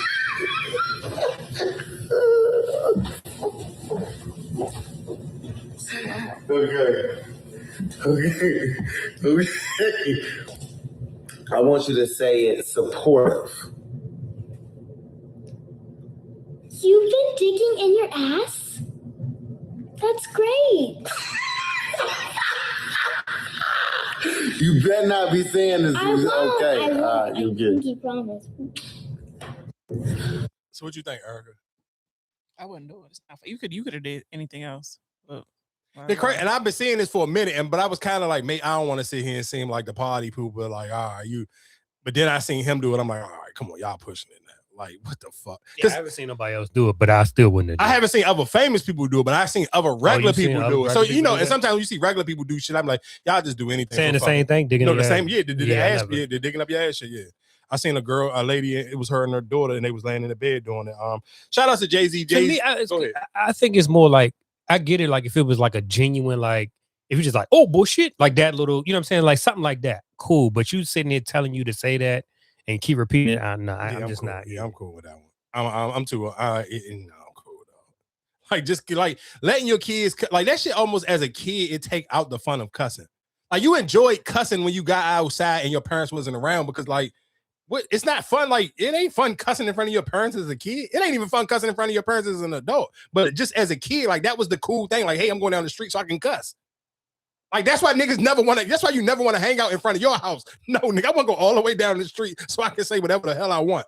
Like cussing in front of your parents is crazy to me, dog. You ain't nothing gonna never make me feel like that's the okay thing to do. But again, like I said, shout out to Jay-Z. Jay-Z is dropping a I don't know how many series documentary they dropping is him and Rick Rubin on HBO Max. That will be coming this fall. Marks the 30th anniversary of Jay-Z's debut album, Reasonable Doubt, and HBO is jumping in on the celebration. The network just dropped the first teaser trailer for the forthcoming docuseries Jay-Z and 8, and it's already at the top of my watch list. Jay-Z and 8 is an 8-part documentary series directed by the legendary Rick Rubin. If you know hip-hop, you know Rick Rubin just ain't some interviewer. This man is the co-founder of Def Jam Records and one of the most influential producers in music history. What also drew my attention to this project is who's behind it. Now, I told you Rick Rubin is directing, but he's also executive producing alongside Jay-Z and Daniel Kaluuya. Yes, Academy Award-winning Daniel Kaluuya. Now, I've been a Jay-Z fan for years, and I absolutely love when artists break down the stories behind their music. And when it comes to Hove, we are talking about a man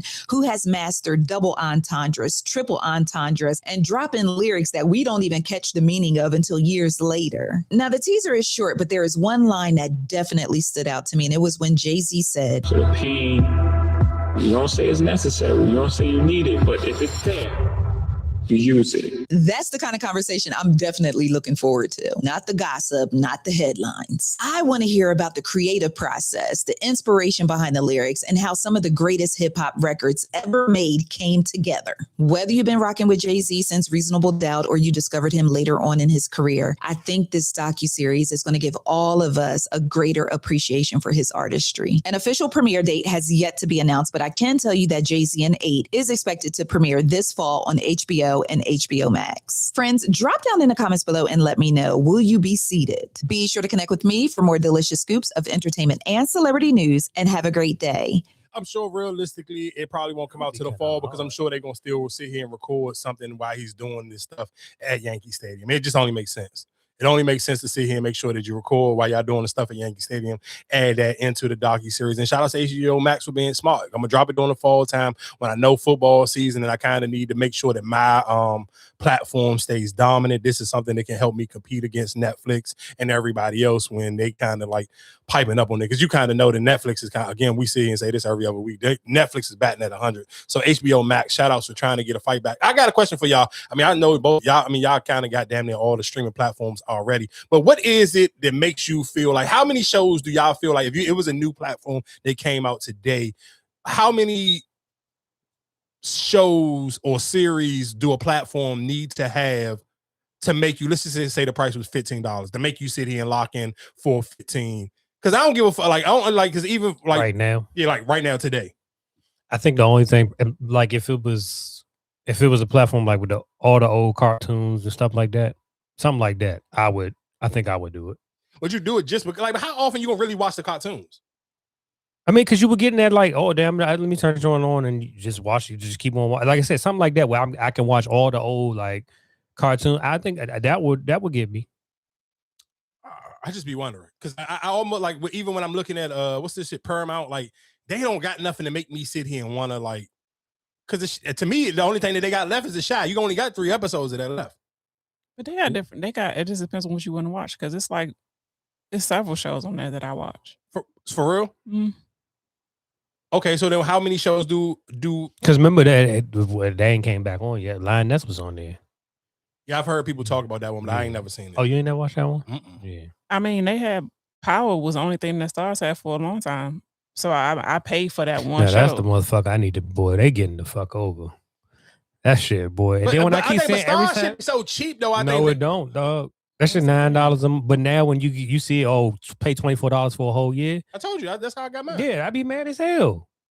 Like I be wanting like, dog, I want to cancel that shit and redo it. But like I said, it is what it is. Star to me, okay, but see, that's okay. The reason why I say Stars was worth it, man, because they at one point in time you said they only had Power, but just think about how popular Power was. Like so that was just that one show. So I'm saying I paid it for that one show for sure. So that's what I'm saying. But how it's so many networks or many platforms. Like I don't feel like again, you may watch other shows on on Paramount, but Paramount to me, Paramount don't have a show as popular as Power to make you sit here and say. It don't matter what the price is. I'm gonna go. No, I would because they have a lot of the network stuff though. So you talking about like the CB, like the FBI show, like all that stuff is on there. So I would. It's more than just like it has different things on there. No. Let's be clear. The only thing I think Paramount to me, what Paramount kind of got, I remember if Paramount had all I'm saying is if Paramount had another show outside of The Chi.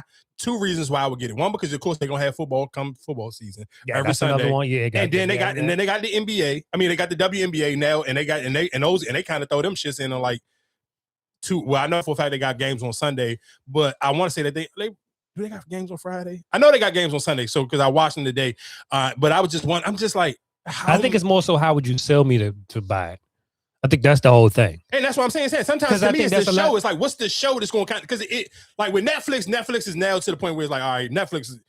If you complain about Netflix's pricing, you're not using your Netflix for it. But that's what I'm saying. But look how Netflix started out with the whole disc, like how you written the disc type of thing, like how you started. I think that's how what is your sell pitch? Like I said, you got to have something to draw you in. And that's why I even said if it was another app right now for me to, like if it was the cartoon app, like I don't think it'd be no sports app because no sports app too is going to really. Yeah, no. Let's be clear. No sports app can get me to buy in on nothing just because of course the WNBA because that shit cheap, so we don't count that. That's fucking $40 for the whole season, so that don't count. So any other, I'm not just buying something just for one show or one app. Like you're gonna have to literally, unless again, like it was Stars. Stars was $24 for the whole year. Cool, you can get me for $24. Again, we'll talk about Raising Kanan after this because that's worth it. That to me, that $24, Raising Kanan is worth my $24. So again, especially you talking about for the whole year. Now I wouldn't not $24 a month, but $24 for the whole year, cool. So again, it's just to me, you need that one show to kind of like. If Paramount, like, I don't even know what the show is. Like, it just need a strong show. Like, again, I understand, like, now they got the BET stuff on there. So maybe, of course, that may intrigue people to sit here and want to go. But I just need that one show. All you need is just one good show to make people be like, because let's be clear, Hulu fighting. Hulu trying, because I seen it and because I know what's the new the spinoff of Snowfall. It will be coming out on Hulu. So like Hulu kind of like one of them jumps where it's like, I guess if you want to watch Reasonable Doubt, you kind of want to get caught up on that, and then that'll give you the reason why to be like, all right, I'm gonna watch. I know I'm gonna watch the Snowfall spinoff, and now I can get caught up on Reasonable Doubt. They got a new season coming up soon, so all right, cool. Maybe I'll go for that. At one point in time, if you was one of those people, you was mad that you was missing out on the Paradise conversation. Like I feel like Hulu kind of be having like at least one show to kind of make people kind of think twice about it. So if Hulu come out with like a sweet little bundle deal, hey, you can get Hulu for $5 for the first 6 months. I'm sure Hulu will get people to come and buy it, especially with dropping new shows like that. So again, that's just to me, even with Paramount, it's kind of like, I just need that one show that everybody and their mother talking about. And then I feel like I would probably do it, but I feel like I'm sure they got good shows the same way people sit here and say Apple TV got good shows, but those Apple TV shows ain't cut through enough that it make me feel like I'm missing out on something. Like some shows just be so undeniable. Like everybody, like, again, like if you somebody and you don't got Netflix, like you must never be on social media. Because I feel like you miss out on like 90% of the conversations on social media, this non-gossip shit. Like just on some regular, hey, we talking about some TV shows or some documentaries. It's like, I don't even know how you don't have Netflix. But again, I guess we talk about Raising Kanan. Did you get to watch Raising Kanan this week? Yeah, I saw it. You got any thoughts about it? I'm kind of disappointed that Lou didn't die like in a battle. Like I was kind of pissed that Kanan's the one that shot him. Yeah. I'm disappointed in the way Lou died, and I'm disappointed that Joey Badass just tucked his tail and ran. He had no choice. They was gonna get him either way. Yeah, they was that. The crazy thing is, he was gonna die that episode. Oh no, he was gonna die if he ain't leave. He was gonna die that episode. That nigga Marvin came in and that nigga left the dinner on the table. Like I'm kind of, and the crazy thing is, I do hope that they at least go back to his character. They at least explain like what gave him the heads up to sit here and leave. Like did he know that conversation though? Remember he had the conversation with the friend that got killed. Like it was time to go. He left the food hot, so that means like, but something had to give him the itch to leave right then and there though. Like they had food on the table. Because he knew that they thought that what's his name, Marvin, thought that he killed Lou.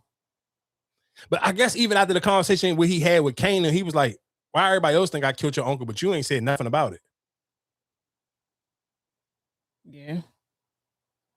But I think the conversation with the friend and the girl was like, we need to go. And then the son, like you saw how the son acted like he didn't like him and he, and that kind of made him feel some type of way. So he knew it was time to go.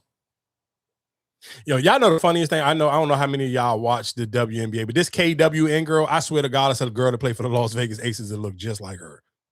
I'm talking about exactly like her, dog. Like it's like I'm talking about. I ain't never seen two people who would look exactly the same.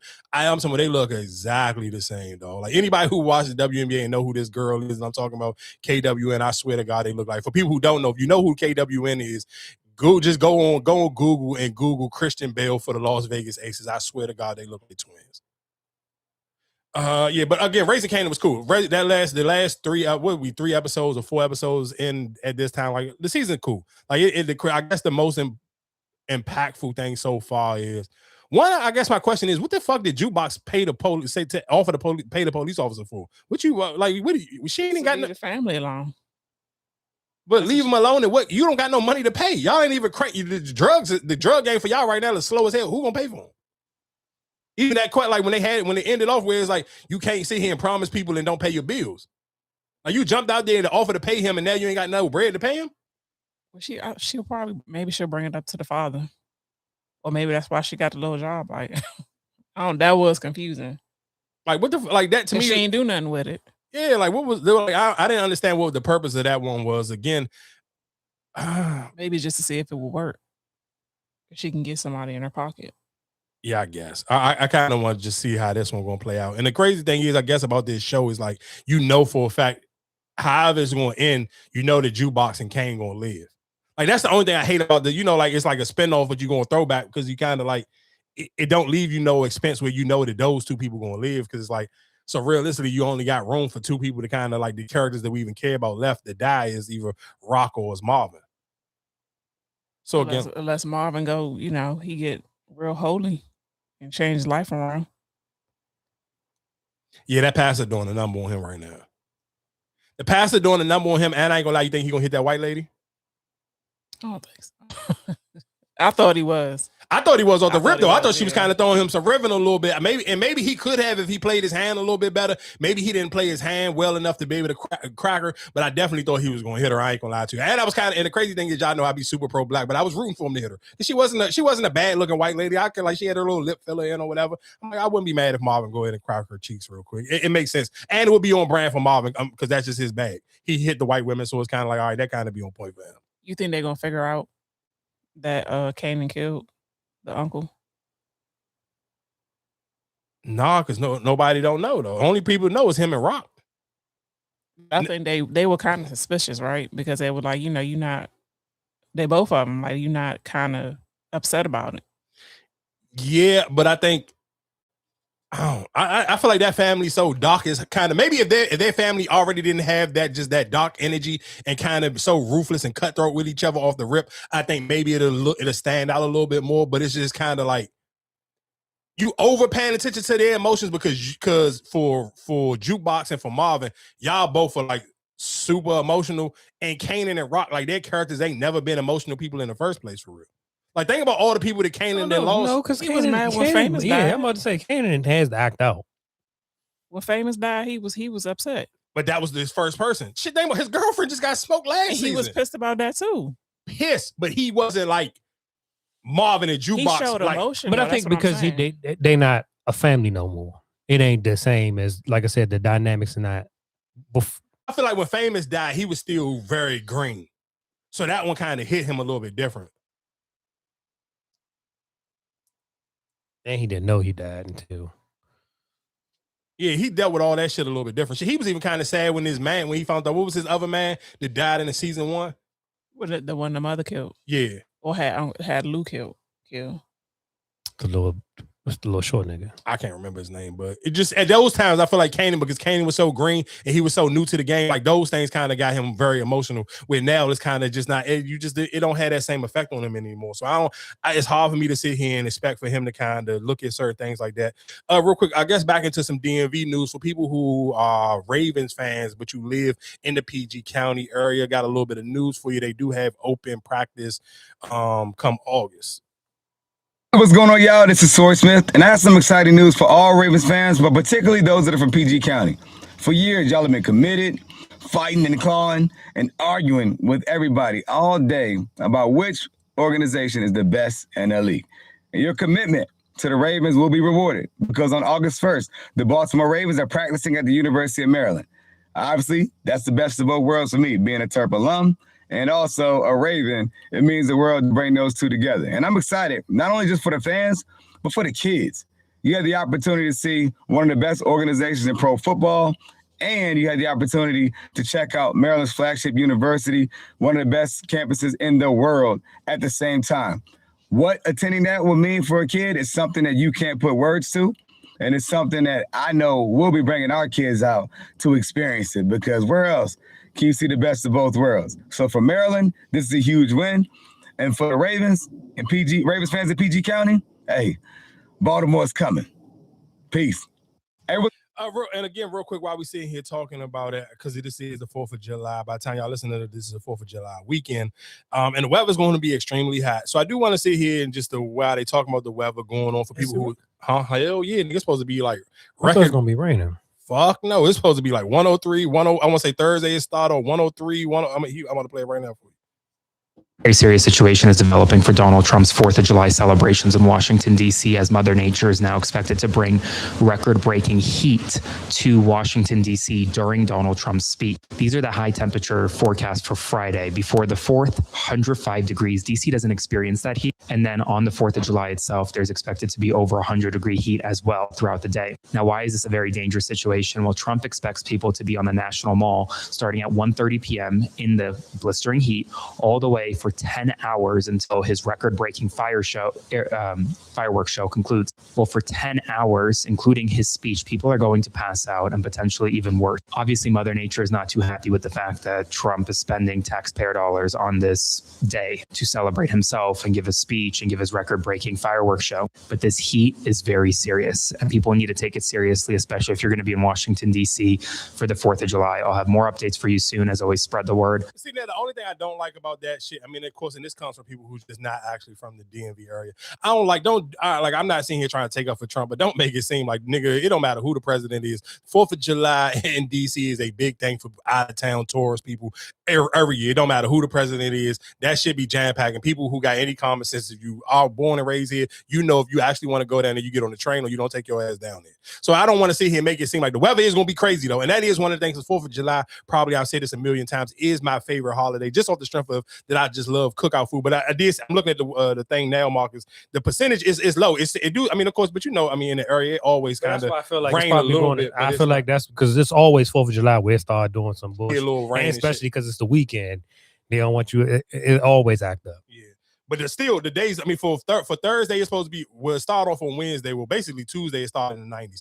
Tuesday, and if this, of course, is a DMV only thing, but I'm sure some people, if you anywhere on the East Coast, if it's going to be this hot in the DMV area, I'm sure it's going to be hot wherever you are as well. So on Tuesday, it's supposed to be 91 degrees, and that's when y'all probably listening to this on the podcast app. Wednesday, 99 degrees. Thursday, 102. Friday, 102, and Saturday, 97. So again, and you talking about the lows and all them days is damn near like 75, 80 for all of them days. So you talking about it's going to be, and the humidity supposed to be at a 96. So it's going to be hot as shit. So again, like I said, that's the only thing I hate about like summertime holidays, where it's like, imagine if you kind of had an outfit already planned for the 4th of July, bro. That outfit's going to be trash. Unless you're going to be somewhere in the AC, that outfit ain't going to do you no justice at all, because you're going to sweat straight through that motherfucker. Your outfit. What you planning for? I mean, to be outside anyway. So, I mean, you ain't 4th of July, you're going to be outside. So, of course, but but listen, even if you got a picture for an outfit, like, just imagine if you was going to do like something like, if you was going to do all white, that all white outfit is going to be garbage. No, you still can do it. Yeah, you better get your picture before you really leave out the house. Nigga, man, in the middle of the day, 4 p.m., and it's 1 something. Unless you about to be on your fat man shit, you got a towel, man. Your fucking t-shirt gonna have rings around the neck. By the time you get 8 o'clock, man, come on, now that outfit gonna be no good, dog. That's the only thing about with the weather, that planning for when you talk about just outfits and it's just the weather too crazy, bro. When it's that hot outside, like, I just feel like you can't really have a legit good outfit on, like, unless your outfit is just some t-shirts and some shorts or something. Then I guess, and I will play it safer with like a black t-shirt than a white t-shirt when the weather get that fucking hot. Come on, dog. And then you kind of with black t-shirts now, unless you get your t-shirt with some sizes. Think about back in the day. You never used to have to worry about your t-shirt ever having, like, if you wear like deodorant, if you somebody and you do like the white deodorant and you put on a black shirt. Think about like back in the day when you used to put undershirts under your t-shirt. Like, you'll have on a wife beater and you'll have on a t-shirt over top of your t-shirts because your shirts used to be so big and so baggy. But now, because clothes then got so small and so tight, you don't even really, how many people really still wear undershirts under their t-shirt? So it's kind of a little bit tricky for you. Like, if you wearing a dark color shirt and you wear the white deodorant, where it's like, that's where it kind of get tricky. And I ain't even gonna hold you. So that is one of the reasons why you kind of do almost want to go like white t-shirt when the weather is that hot. I want to play my girl Bev. Oh man, she is so fucking violent. She be violating shit with her joke. You call a redneck on fire? Well, they burn. A firecracker. No, that ain't a good one. I had a better one than that one in the start. Then we will go to, I want to talk about my man academics. Where's Bev? Bev had a funny ass. Oh, come on, Bev. Oh, here we go. If white people had yeast infections, would that be crackers with cheese? Oh,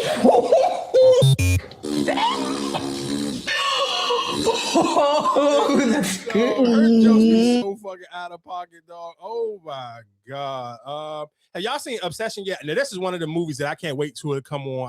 I hope it just come on one of the platforms I already got.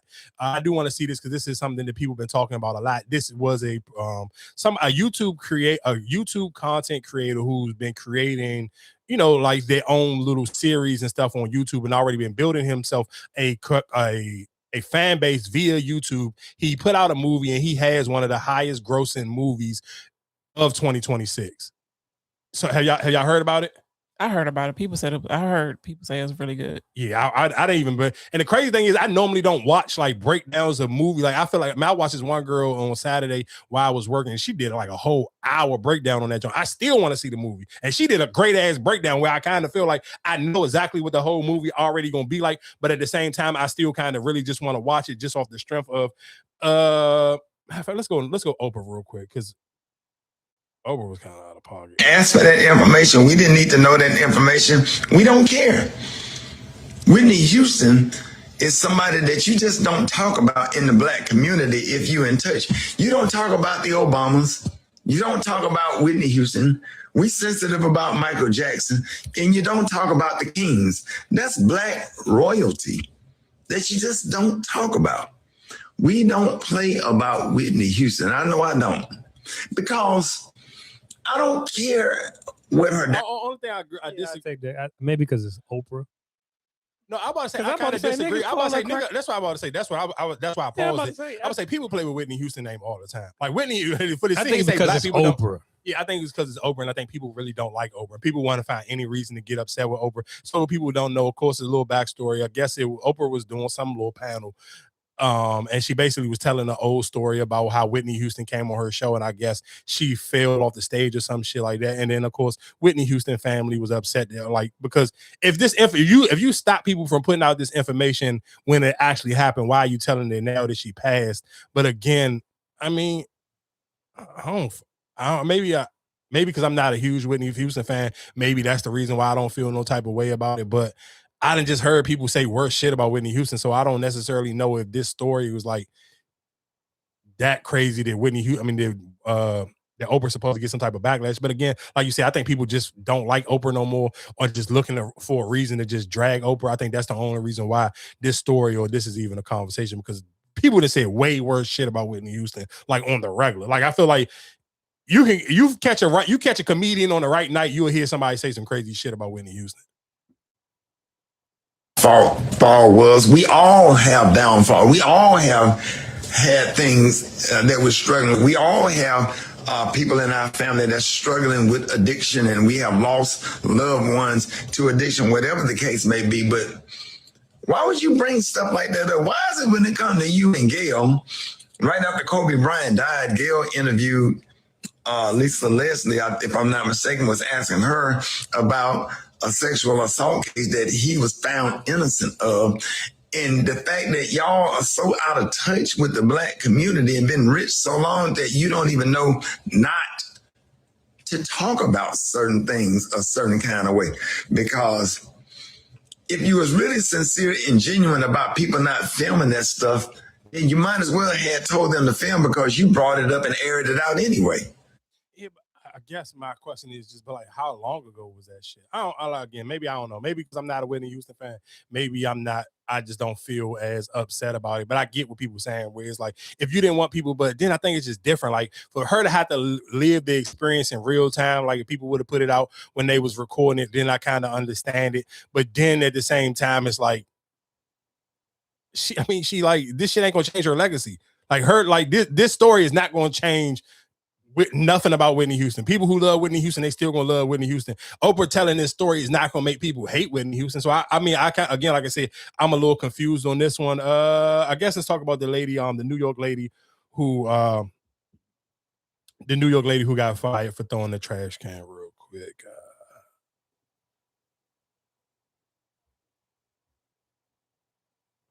The amount of respectability politics and pearl clutching I have seen over that one lady stealing the trash can, the Knicks trash can, is so annoying. Like I'm actually disappointed in people at how y'all carry on, especially New Yorkers. And then just try to justify being so like annoying and silly and outraged about this lady teething the trash can. People just be like, it ain't that she teethed the trash can. It's that she littered. It's that she littered. This New York.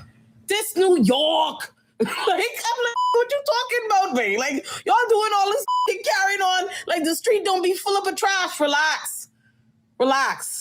Like, stop acting like she fucking killed somebody off the trash can. It's too many people like, she was fired. Yes, that's good. She was fired. She deserved to be fired. Jesus fucking Christ, what's wrong with y'all? Y'all worry about the fucking garbage like this, man. Y'all are hating. You gotta stop hating like that, man. Let that out your heart. So for people who don't know, this lady got fired. I believe she worked. She was an executive. Yeah, she was an executive at one of those big big firms, or what is it, JP Morgan, or one of them shits.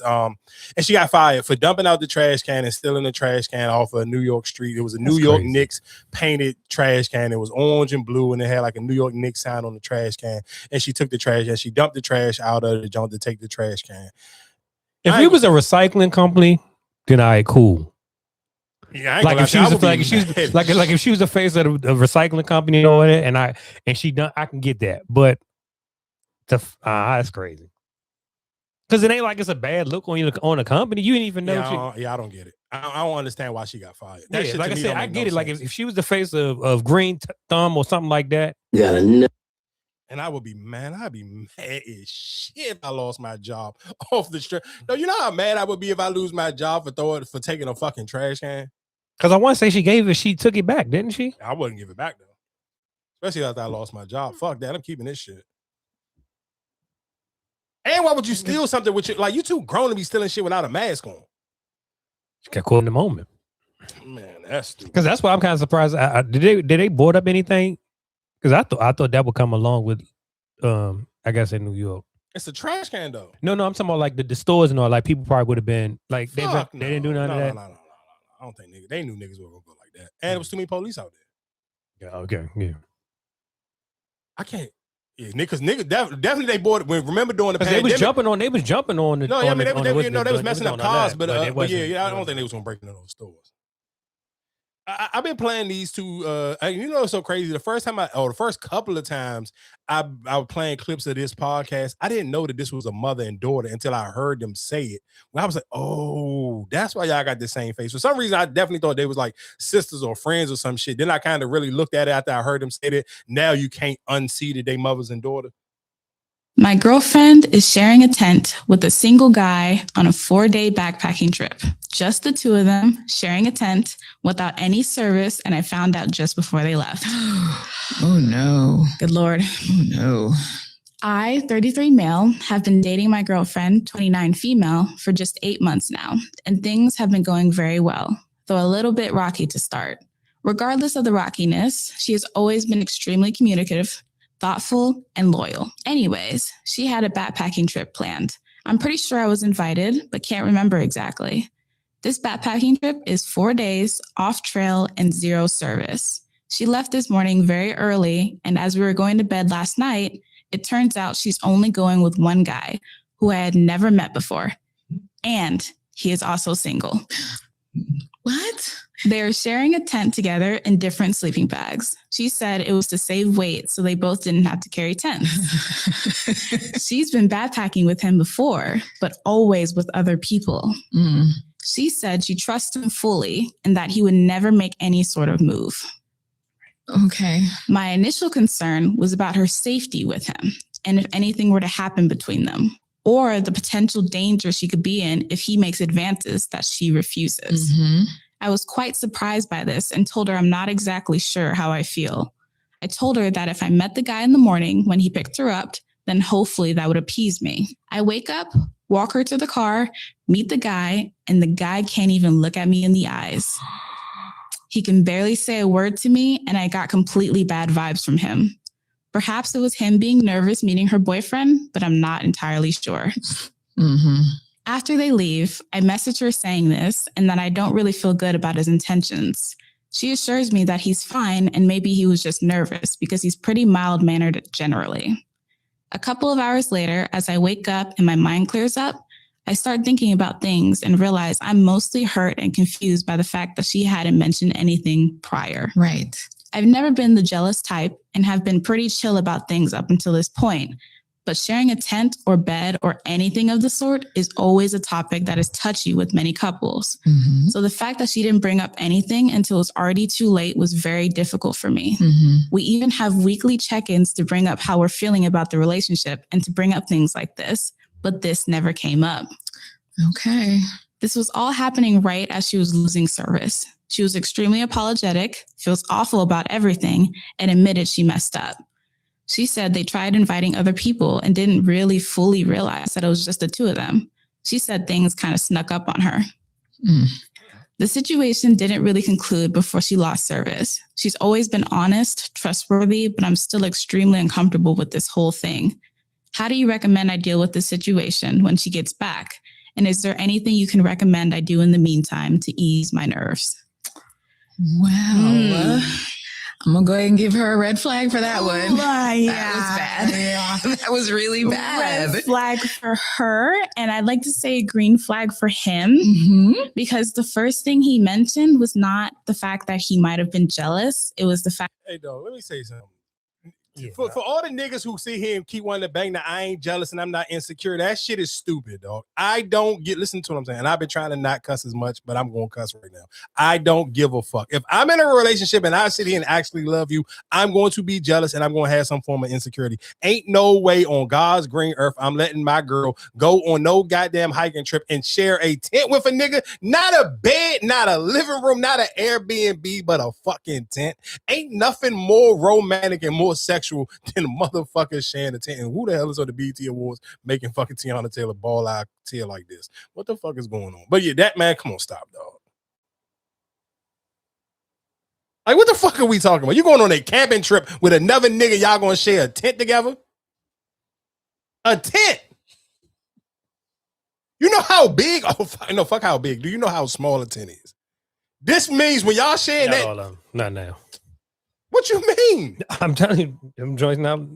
It's still close quarters. Nigga, listen, Marcus, listen to what I'm saying. Unless you got a little ass strip noodle, ain't gonna be enough tent that your dick ain't gonna rub up on this girl leg or butt. No, they got bigger tents than that. That's what I'm saying, nigga. What? Got bigger tents. Nigga, a sleeping bag bigger than that. Nigga, what are you talking about? So y'all telling me, so y'all would be okay with? No, nobody said I wouldn't, but they have bigger tents that is not like how big y'all think a tent gonna be?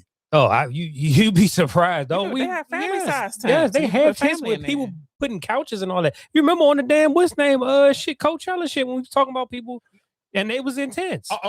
Okay, yeah, but them tents was kind of like, all right, those tents was kind of extravagant. That's what kind of tents that people use now. They ain't using. You talking about the? But she was making it like they was going on a hike, so somebody would have had this on their back. How the hell you gonna have one of them size tents on your back? Who carrying that? Oh, you'd be surprised. Nah, I ain't going. I don't believe that. That's how it's gonna go. Fuck no, man. Hell nah. I know when you sit here and say carry a tent on your back and somebody got to walk up a hill and you hiking, I'm thinking it's gonna be small like the tent. What was that movie that you was talking about that we tried to watch on Netflix? What was it? What's called Apex? Like how that man and his wife was sleep. They have tents, but they do have bigger tents. Ain't nobody. But I mean, I wouldn't. I'm sure like the tent would be big as this room right now. I guess. I just wouldn't do it. I'm sorry. He better. Like I'm feeling like this will be small. Like from here to the wall, that will be a small tent. But that's a big. That's big. To me, I'm about to say that to me that's still a big tent to me. But that's what I'm saying. That would be considered like a small tent. If I said nowadays the tents ain't the same as you probably think. You probably thinking the little triangle type. That's what. That's what I'm thinking about. That's what I'm thinking about. Yeah. Like them joints that be at the like when they be the cookout, the little walk under like that, something like that. That's still a lot, dog.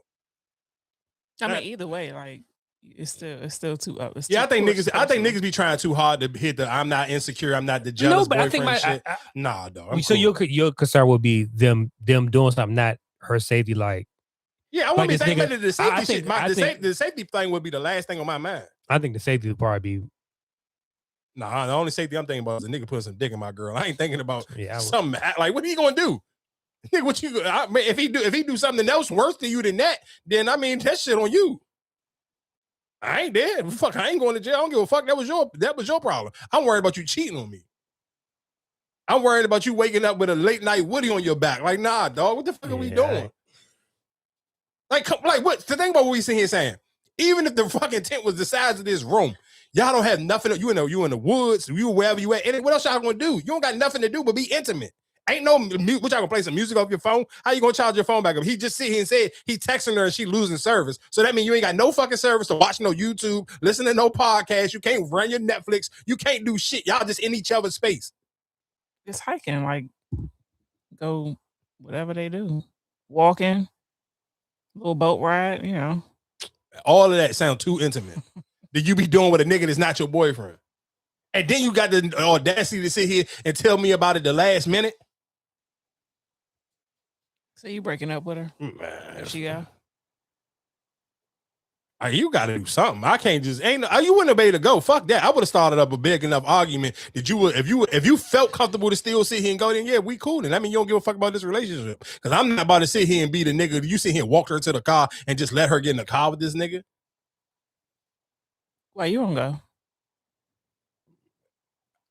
That's some shit that a conversation they should have had. He said that she sprung out the conversation in the last minute. He said they do weekly check-ins, so that means you skip the last however many weeks to tell me this shit that you was him. You ain't even give me the option.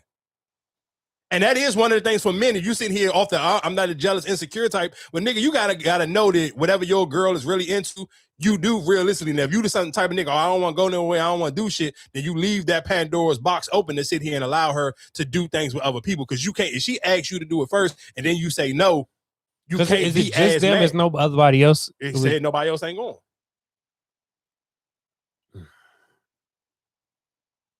This shit basically like you sitting here saying you going to go to a spa date with you and your homeboy. We about to go get a couples massage.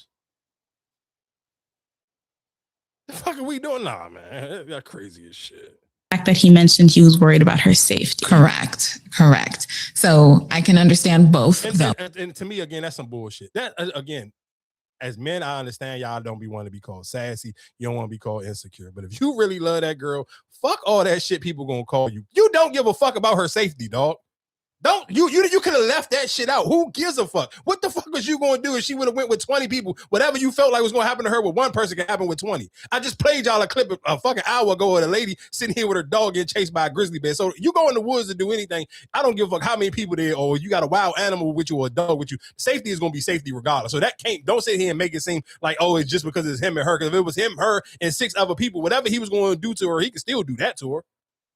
So don't make it seem like, oh, I care about her safety. No, nigga, you care about the nigga. Yeah, but I think that's the thing. I think that's the thing. It's just them two. So if something, damn, nobody else know. You know what I'm saying? Like the nigga could be, like you said, I don't know him from Adam and Eve. He could be a rapist. He could be, you know what I'm saying? Like he could be abusive. You don't know that.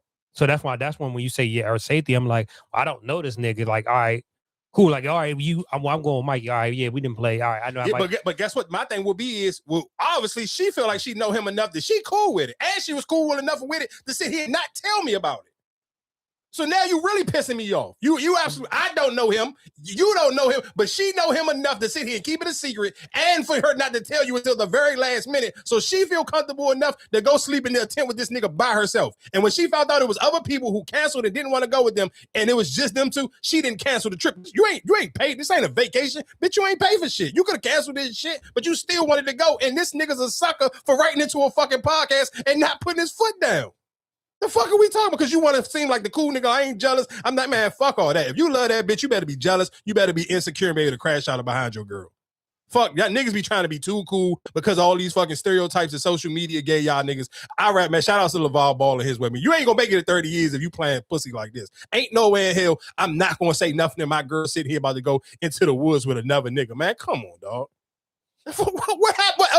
Stop, man. Y'all crazy as shit. Tell me what the fuck else are you gonna do in the woods? And your girl normally a night out. She normally don't go at 6 o'clock. What's she gonna do? She normally don't go to sleep until 1 and 2 o'clock in the morning. And she don't have no type of devices to her or nothing. She just gonna be up in the woods with this nigga cooling, looking at the stars, huh? Man, all right. Y'all crazy. This nigga's fucking nuts. I don't even need to fucking... A couple weeks ago, my girlfriend is sharing... So I do want to play this clip real quick because we played this a couple of weeks ago about the young lady who owns Milk and Honey, and she owns a couple of new restaurants in, in close to Branch Avenue Station. They got them all, that was they call Restaurant Row, right there behind or next door to Branch Avenue Station. They got restaurants in there. So we played a clip. She had a petition, and I want to say in this video, I want to say that she ended up having like 5,000 people sign a petition to keep her patio open. So I do want to play this clip of her talking about what happened with that petition. A couple weeks ago, I stood and told you that Lacaze was being accused of something I never thought I'd hear, making a restaurant too popular. What happened next honestly blew me away, though. More than 5,500 of you signed our petition. Hundreds of thousands of you shared our story. You packed this restaurant week after week, and you made sure that our voices were heard. Yesterday, we met with the county. There were representatives from multiple departments, the liquor board, our licensee, the plaza property manager, a bunch of county officials in the room for little old us.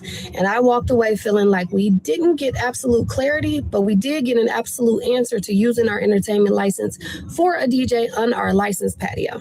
And the answer is no. The county acknowledged that the current wording of this rules isn't as clear as it should be.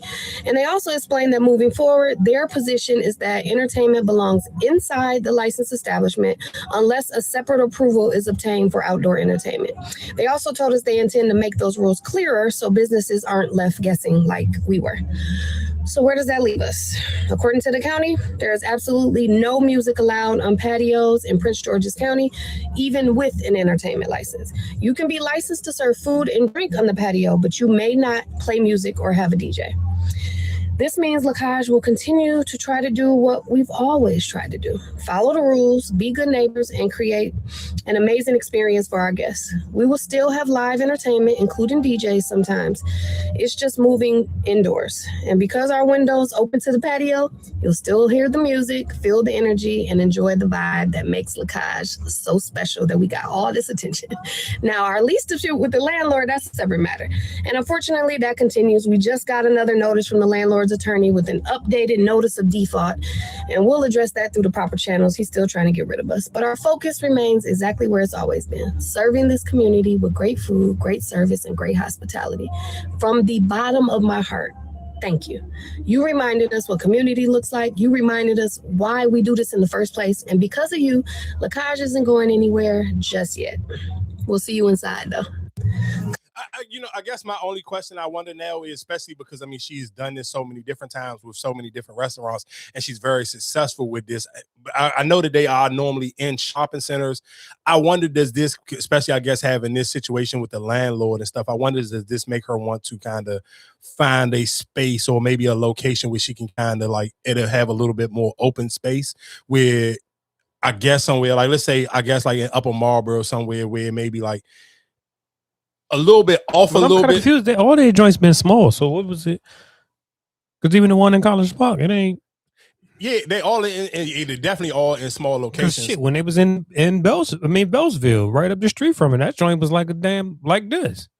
Yeah, them joints is small. Even the one in Bowie, small as shit. But I was wondering, like, should she probably just try to get, I guess, like move out somewhere like in Upper Marlboro, somewhere where maybe a little bit more open space and people just kind of will come and travel. And but I still don't think, like you said, when you say that, now that she said it, a lot of people got patio, but you don't see nobody outside. But that's what I'm saying. So that's what I'm saying is she go to like somewhere in Upper Marlboro where it's an open space and it's not a shopping center already. There ain't nobody complaining. But it's not. It's not Brandywine, right? That's like she right there. No, she right here. No. This is in like where, you know where Branch Avenue Station is. Yeah, that's what I'm saying. You know where those new apartments at. They got a new shopping center right there. Yeah. I saw that one. Yeah. So it's literally right there in that new shopping center. So that's what I'm saying. It's other businesses and stuff right there. And then again, right across the street is literally a government junk. So I kind of can understand where whoever owned where people can kind of give you a hard time and be a dick about it.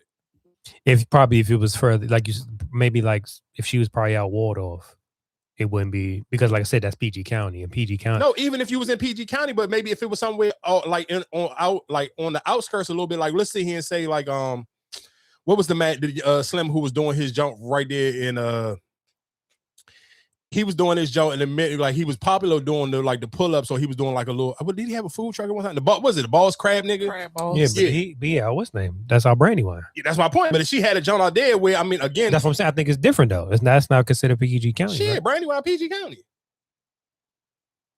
Brandywine, PG County. I promise you it's PG County. But that's my point. If you had somewhere like that out on the outskirts where you can kind of, I mean, of course, I'm sure realistically it will cost more money to build up something like that because it's not like that spacing is not like, it's not as sexy. It's not in a luxury parking lot. So you will have to realistically redo the parking lot yourself and stuff like that. You'll probably have to put more money on the outside of it to make it look like how like them Jones is. You'll, of course, even though the spots are smaller, but just the, you know, like just the ambiance of those places is a lot more sexier. So to kind of still draw that same audience, I'm sure you have to do a little bit more work. But again, like I said, that's just something to think about. Big and bad. I just want to real quick one more day, and John, we can get her out of here in a minute.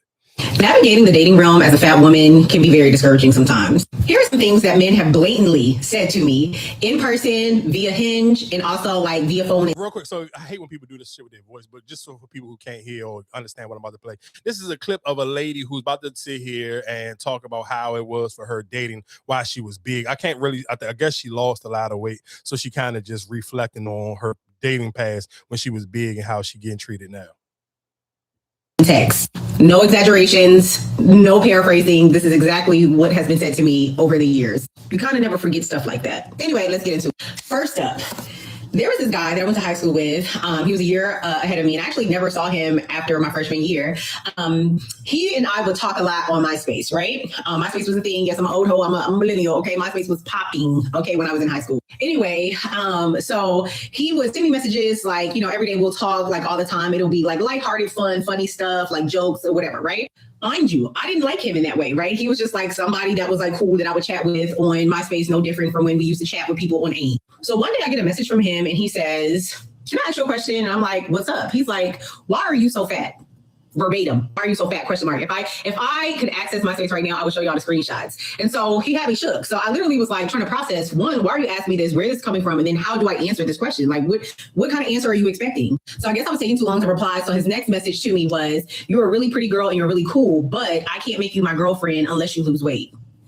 I'm sorry. Again, we were cool. We were friendly. I didn't like him in that way. He was just somebody that was cool to just chat with. And he just came out of nowhere and one, made it weird. And then most important, just disrespected the shit out of me. Like, what are you even saying? And what's really interesting is that about 4 or 5 years ago, I saw this young man on New York Avenue strung out on whatever drug got the best of him. And he looked a mess. He was strung out, sitting in the median, coming up to people's cars that were waiting at the red light, asking them for money. And I thought it was comical. Okay, so I've dabbled in Hinge in the past, right? And this one particular time I have received a like from this guy, right? So I go check out his profile. I'm like, okay, he's handsome or whatever. It looks like a college grad. Look like he got some stuff going on. He look like he's just some bum, right? So I ended up matching him, right? And then he sends me a DM. He was like, "Hey, what's up?" Or whatever, like whatever his intro to the conversation was, right? Keep in mind, he sent me a like. He sent me a message first, right? So we're conversing, we're getting to know each other, we're sharing jokes or whatever. The conversation is like, it's cool. It's not overly flirty. It's just enough flirty, but it's like real life, like getting to know each other, right? So the conversation was cool, right? And if I still have the screenshots, I looked at my phone. If I still have the screenshots, I will put them up here. And if I forget, I'll put them in the comments. But it like, so just really like random in the middle of an unrelated conversation, he says, "I used to have an ex that was fat like you." Unprovoked, like, okay, like he's like, "Yeah, but she lost over 100 pounds. She didn't even have surgery to do it. She did it naturally. And I feel like you could do that too." So once again, too stunned to fucking speak. I ain't gonna lie to you. Y'all be saying, so I would never say play with somebody like this. Like there's some shit that people be saying to people is just like, how you even got the balls to even play with somebody like that? Like how you on a dating app and telling somebody that they fat and they'll look better if they lost 100 pounds is absolutely insane, dog. Right. So then I'm not typing back. Right. So he sends another message and he's like, "You have a really pretty face, but big girls ain't my thing. Maybe if you lose 100 pounds or something, we can see what's up." I'm sorry. So I just blocked him because like, I'm not about to like, I don't know what he was trying to like do or what he was trying to accomplish or prove, because like you saw my profile before I saw your profile. You sent me a like, you sent me the first message, you engaged in conversation with me only to like shit on me. Like what was that? Like, what do you gain from that? Then there was another instance when I overheard a conversation that I was not supposed to hear. I don't care what they say. Men are far more messy than women. So there were two guys. One of the guys I was actually really interested in him. He was cute. That's when I went through my phase when I liked them girl, light skin with the light eyes girl. I have since been delivered. But anyway, I was kind of into him, right? And so I overheard a conversation that he was having with another guy, and he was saying like, she's like everything I would want in a girl, but like I just wish that she had and he was comparing me to like another girl, whatever her name was. I wish she had a body like her. Like then she would be like the perfect package. She would be the total package. Like I'll be all in. And there's a lot more, but I think I'm gonna stop here because I think I may be triggering myself. But anyway, all that to say, navigating, even just outside of like the dating realm, just being fat and living your life, people will always find a reason to try to humble you or to make you feel bad about how you look. And don't let you be cute and fat. And don't let you be confident and fat. It's like people are like, who does this fat bitch think she is? It's just so like interesting to me that like men will go out of their way to humble you or to break you down or to make you feel bad about yourself or less than, or that you're not quite good enough as you are, just because you're fat, right? And I just feel like a lot of fat people in the world, they are literally just existing, right? They're just existing day to day. And then just somewhere, somehow. But anyway, all that to say, even outside of the dating realm, sometimes just being fat, not even just a woman or a man, but just being fat in general, you will just be out in the world minding your own business. And people just find a way to like go out of their way to make you feel less than, or to try to humble you or try to embarrass you or try to shit on you. And it's like, I literally do not understand it. Especially when people are fat and they cute and they dress well, you know what I mean? And they confident, right? And they walk like they know that they're shit. It's almost like, how dare you? Like, who does this fat bitch think she is? All I would just sit here and say is, if you feel like that, I want to feel for her, and I feel for anybody who had to experience stuff like that, because I know realistically those little comments that people say realistically will eat away at you. If you could be the most confident person in the world, but just some days somebody can say something to you on the wrong day, and it just eat you up inside. Like, you will literally be thinking about that shit, and especially if you don't respond to it like super aggressively in real time, it'll eat away at you. I don't get, and it was so funny. A homegirl of mine, she was telling me, I forgot, somebody said something to her, and she was just like, bro, you don't know how bad some of those things eat away at me, because I be trying to be the bigger person and not respond how I really want to respond. And you try to be, you know, like a little bit more mature about your response to certain things that people say that may trigger you a little bit.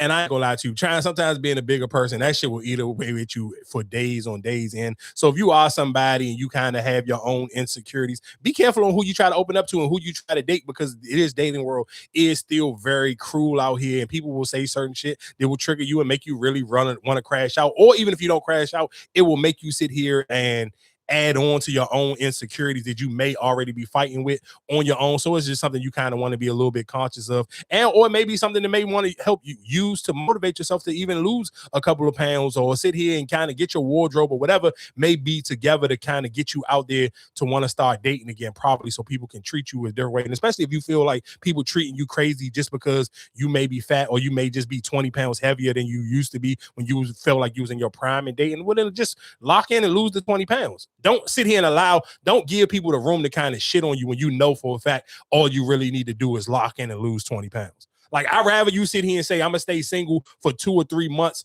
than sit here and jump back out there and allow people to play with you, allow people to sit here and trigger you and make you feel less than, when you can sit here and say, I'm going to stay single for another 3 months, lose this weight, and then really pop out. So again, like I said, sometimes you got to kind of weigh your options, especially if you know it's cruel out here, and if you dealt with shit like this already. I would just sit here and recommend that one. My last joint is this. I stumbled across this young lady who's been doing this TikTok series where she's taking TV shows and breaking down the cost of living of these TV shows, and sitting here saying, could these people still survive if the TV shows was going on today? The other day, I told you that if Family Matters were to premiere today, that Carl Winslow would be born in 1990 and Harriet would be born in 1992, because they were 36 and 34 years old when the show premiered. Then I turned around and told you that if Sex and the City were to premiere... Real quick, I ain't gonna lie to you. And maybe because we looking at it in now time, there's no way in hell you telling me that fucking the parents on Family Matters was 30 and 32. Dog, there's no... Dog, please, Google what the parents... Because remember when we talked about Sanford. When the last time you looked at one of them? No, I come on every morning. But that's what I'm saying. Remember when we was talking about Sanford and Son? I think he was playing 50, and the son, and I think the son was. I think he was. I remember us having that conversation, but when she just said that, I'm like, ain't no way Harriet and yeah, because you got to think about it. What's name was what? He was in high school. I guess now that you say that, but I don't for some reason. Yeah, because he was in high. Because all of them, like I said, they all was. Nigga, they didn't look like nobody in their 30s. They look like people at least in their 40s. Oh, what the fuck?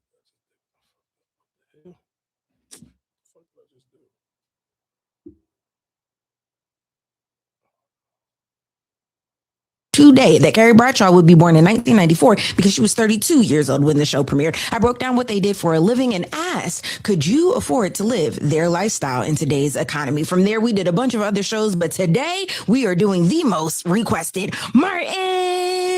Martin were to premiere today. Martin's birthday would be April 16th, 1999, because he was 27 years old when the show first premiered. Gotta stop doing these because him being born in 1999 is making me feel old. Also, bring back 1990s prices. Job title is very important here, okay? It's not like Martin was a party DJ. He was a radio personality. And based on 1992's economy, we can assume that Martin brought home $30,000 to $50,000 per year in 1992. And please keep in mind that Martin and Gina were a double income, no kids household. For context, in today's numbers, Martin would have made somewhere between $70,000 and $125,000 a year. So again, not rich, but like also not poor. Obviously, Martin lived in Detroit, Michigan, but in the apartment building specifically, he lived in Garden Court Apartments. Actually, like a real place in real life. Today, they're called Garden Court condominiums. On 1992 pricing, we can assume that their one-bedroom apartment, they paid somewhere between $450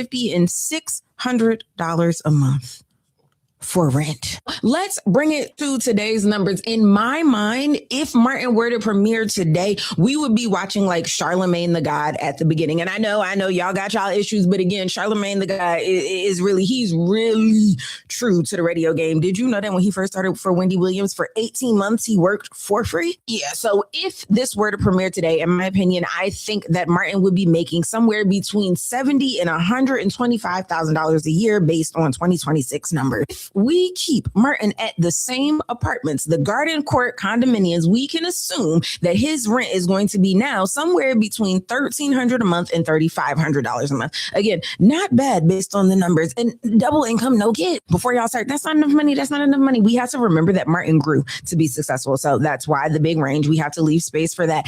And we have to remember that this is only the radio job, right? This does not account for any other endorsements, deals, and things that he has going on. Again, I'm picturing like an Ebro, like a Charlemagne the God character is where Martin's character would grow to be if it were to be rebooted in 2026. But again, the question is, now that you have the numbers, could you afford to live Martin's lifestyle? Actually, yes, I would sign me up right now. The other day. Again, I just like those breakdowns. I guess my last question, I had this on the topic a few weeks ago.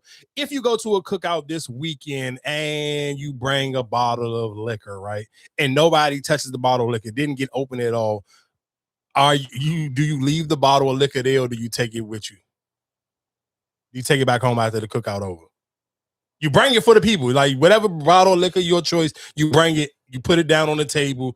But the cookout is over, shoot all your fireworks, whatever case may be, cookout over, nobody never touched a bottle of liquor. Do you take it back home with you or do you leave it? Is it tacky to take it back home or you just leave it? If that's a place you go to all the time, I would just leave it. But if it's like friends or whatever, I'm gonna take it back now. What about you, Marcus? I think it depends. On what? If you go there off the offer? Yeah. So what? So give me your two. Because I think it. Yeah, I'm with y'all. If you go to the house on a regular, like if this is your normal family, like at least out of your holidays with your family, if y'all go to this house at least 4 to 5 times a year, then you're okay, cool. Just leave the bottle there. But if this is a one-off and they really don't. That's what I'm saying. But more of the time, like I said, I'm the type I'm gonna open the bottle and drink. I'm not gonna say like. So okay, if you open the bottle and drink and nobody else don't drink, you take the bottle back or you leave it. Like if you've been paying attention and you're the only person that been drinking out this bottle, do you take it back home with you or do you leave it there? I'll probably take it with me. I'm just asking. Yeah, I probably y'all know me. I don't break shit by myself. So that's what I'm saying. Me, I probably would. Because I ain't bringing no expensive shit anyway. So like I said, I'll probably take it with me because I know they ain't gonna get drunk. That's a good point. That's probably a better point, to be honest. Like if you bring a bottle and you know it's some shit that you kind of really only drink, but you kind of bringing it because you want to drink it, but you trying to be, like, yeah, that's what I'm saying. Yeah, I'm not trying to come empty handed, so I'm bringing something, but I'm really bringing this for me because I know I'm the only person to drink it. Like, and that's why I said, like, so if I'm going to like a function, then I might, let me just get a bottle of Hennessy. I know people won't drink that, but if it's like I said, it's just for me, I'm just buy it a little, for myself, like. That's why I keep a cup. I just bring a cup instead of taking a whole damn bottle. My cup already full. That probably is a smaller thing. If you know that if you know certain liquor is going to get drunk. Like if you bring a bottle of, I guess maybe it's the age group too, because if you bring a bottle of Don, like let's say if you bring a 1942. It won't get touched. You said it would or won't? It will. Do you think that's an age group thing though? What you mean? Do you think like people in their 50s and 60s, they know what a 1942 is? Yeah. Or that's just some young people shit? Yeah, they know. Because, you hear people talk about it. Would that be their preference to go buy it? No. But if somebody buy it, yeah, they can be like, oh, yeah, I heard about this. This what y'all be drinking? Yeah. Damn. So what's the bottle of liquor that you feel like nobody gonna touch? It's a lot. That's what I'm saying. I think it all depends on who you dealing with, who you hang with. No, we used to just drink some cheap, champ ass shit. You think I don't know nothing about liquor now, but I just think about some of this shit. Though we used to just drink just because it was cheap.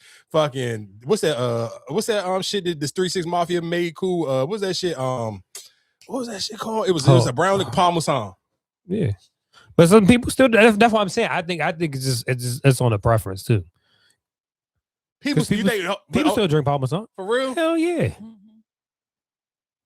What kind of liquor is that? I know it's brown, but what is that considered? Is that considered like is it brandy or cognac? That's what about. That's what I can't remember. Yeah, I think it's either brandy or it might be brandy.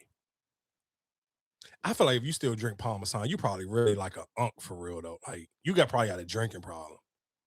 Because that can't be your drink of taste. Like of your drink of choice. Some people do. Especially if you're older, yeah. That's why I've been drinking all that. I'm sticking to That's what I'm saying. That make you an unk. Like all the new liquors that come out and you stick to Parmesan.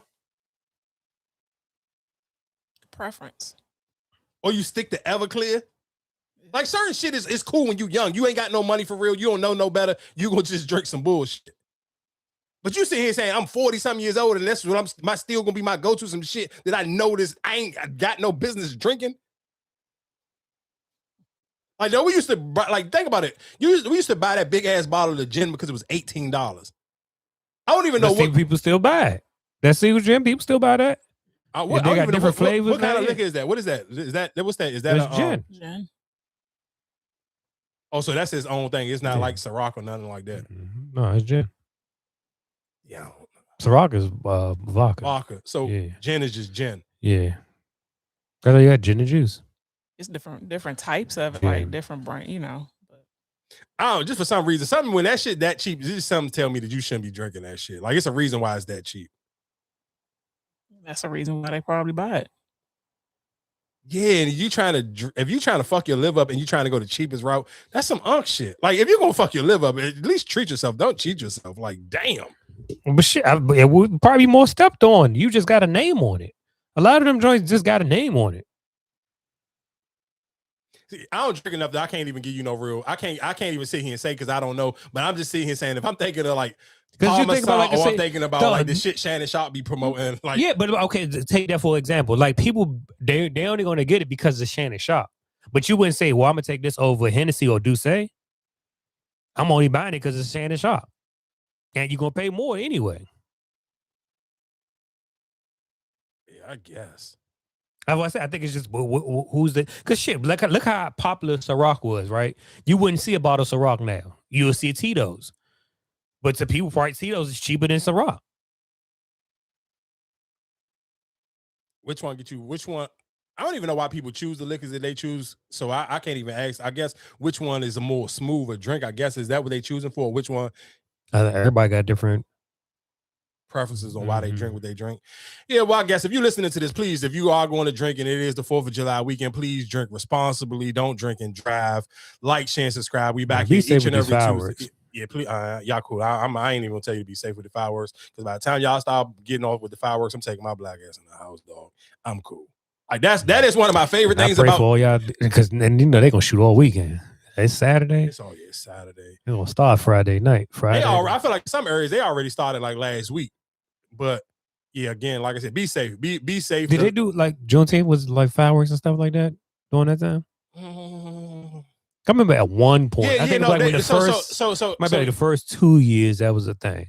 It was a thing. I did hear some people shooting them a little bit. I can't sit here and say like it wasn't nothing crazy. Like I know how it's going to be on 4th of July. And again, because you're absolutely right. It is on Saturday. So you damn near at this point, you kind of got to be damn near planning your brain to start seeing fireworks come Friday. Or it's going to be shit. You talking about 100-some degrees on Thursday? Yeah, you could probably start. By the time you hearing this, you about to start hearing you about to hear fireworks for the rest of the weekend. It probably depends on for all y'all people who love to live in DC. Shout out to y'all ears and shout out to y'all sleeping pattern. If you ain't got some real good windows, it's gonna be a long fucking weekend from you, especially on Thursday. Though it's gonna be 105 degrees on Thursday.